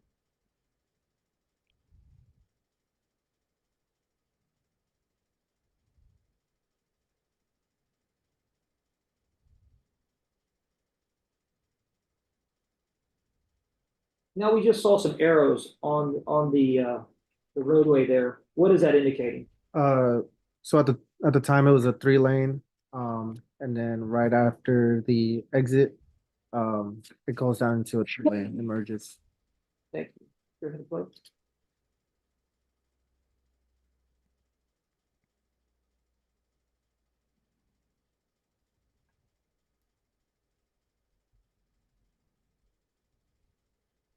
Then what are we looking at here? This is me approaching the traffic up ahead. You notice in the middle of the highway there, is something over the highway, like a signage? Yes.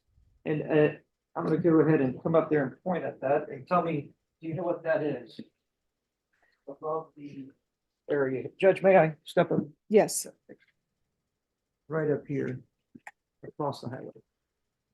Yes. Those, I believe those are caution signs. Caution, okay.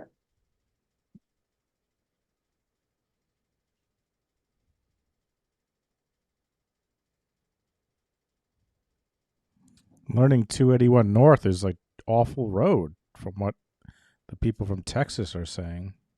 In the Now, chat. when you arrived at the scene, what did you see?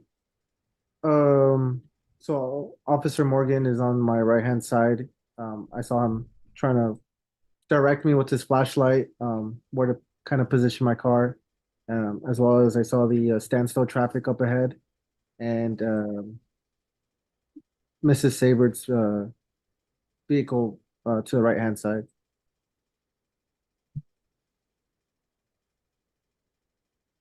I'm gonna show you what's been marked state exhibit number 93.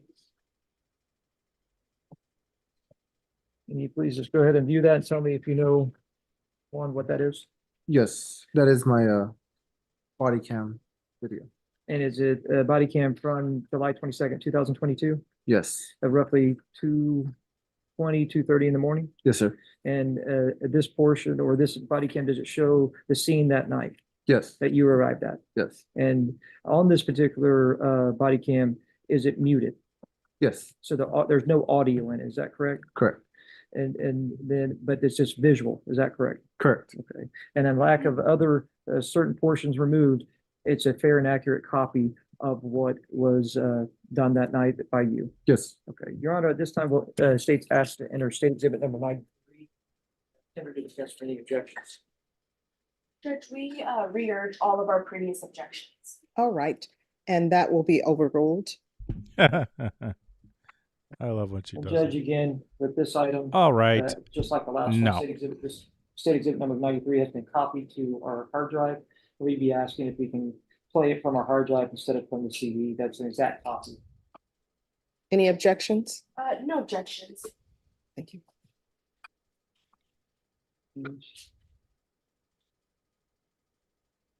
We're starting it from the beginning, but we're going to go ahead and fast forward it.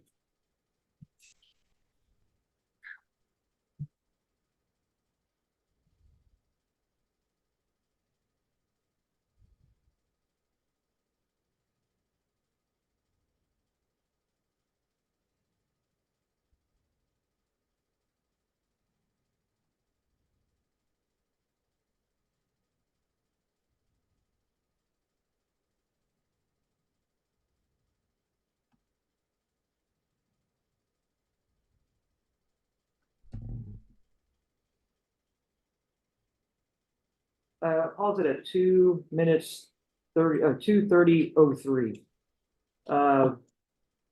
This is from your body cam. What are you doing at this particular point?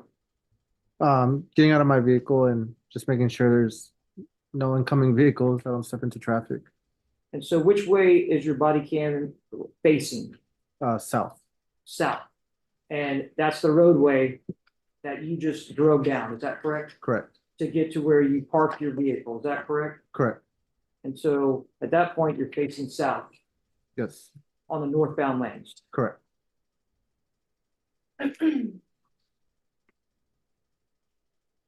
Now, seeing that, tell the jury what they're looking at now.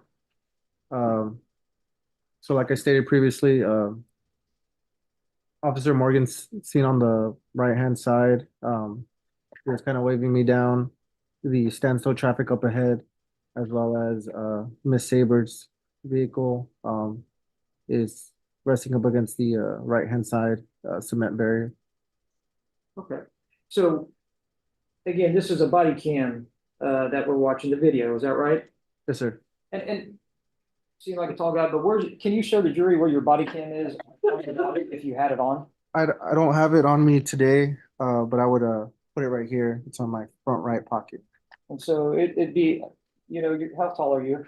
About 6'1". 6'1", so that'd be about maybe 4 feet high or so. I would say so. 6'1", that means he's 5'10", 5'11". An estimate, right? Okay.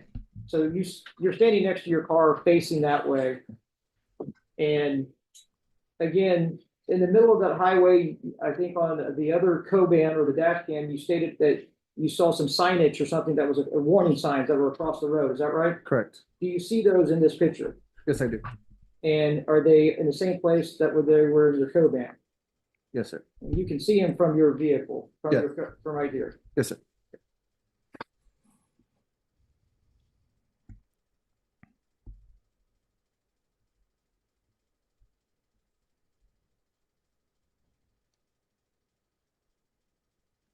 And what are you doing now? I'm running up to Miss Sabert's vehicle. You're running up, and it looks like looks like several vehicles. Is that correct? Yes, sir. In line. Okay.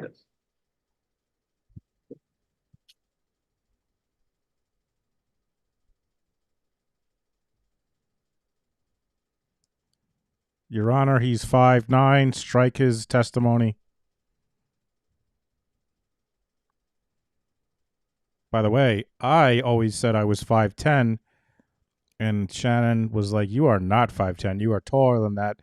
She made me take out a tape measure, and she measured me, and apparently I'm 5'11", according to her. Me too. It does suck we can't see anything, KTG. Pammy, what's up, Pammy?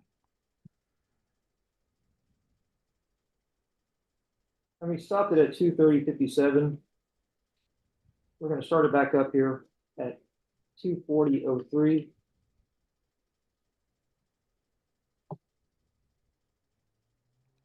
I should round up, right?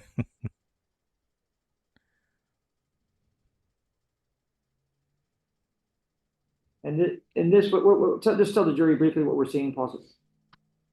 This is the fire department, EMS, loading up Miss Sabert into a gurney.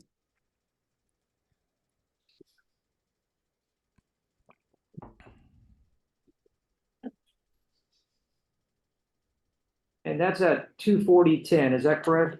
Correct. Good for you, Pammy. Enjoy it. Relax.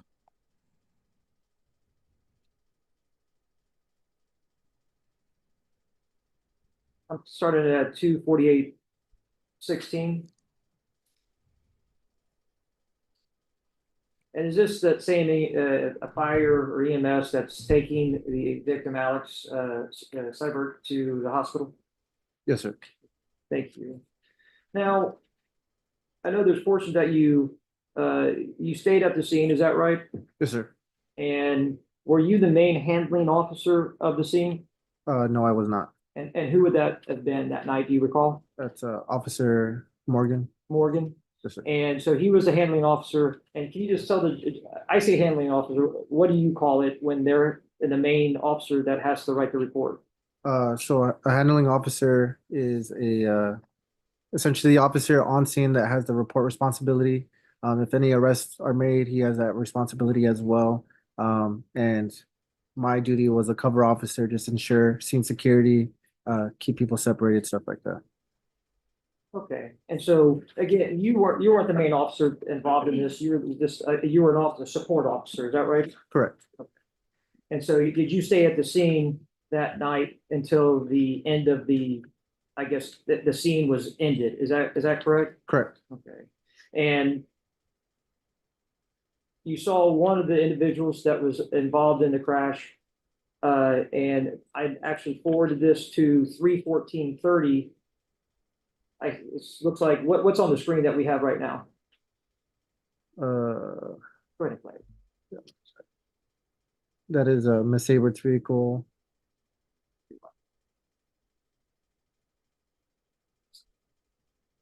Okay, go ahead.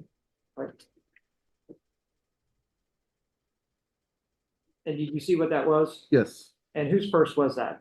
Miss Sabert's purse. Miss Seabrook purse? So I saw you put a cell phone, and the jury saw you put a cell phone in that purse. Whose cell phone was that? Hers. And where did you find that cell phone? In the vehicle. And what were your responsibilities that night? To keep, to stand by with the witness, keep everybody separated, as well as, for a brief moment of time, the traffic that built up, we had to relieve that without them running over the entire scene. So I did have a partake in clearing the traffic. And what about the witnesses? Did you, at any time, did you speak with the witnesses or be around the witnesses or the people involved in the crash, rather? Yes, And was that one of your responsibilities? yes, And another one of your responsibilities, did you ever contact the family in this case that was the father and mother of Miss Seibert? Your Honor, we would object to relevance. May we briefly approach? Yes. Why do you have to approach? Just object to relevance.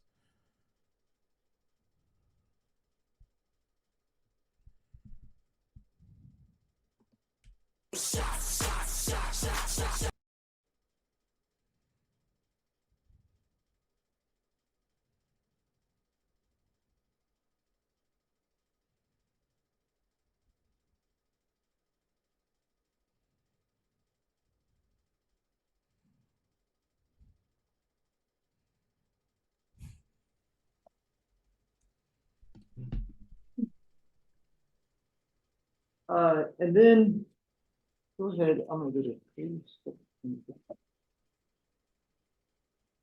I guess she won that objection because they are not.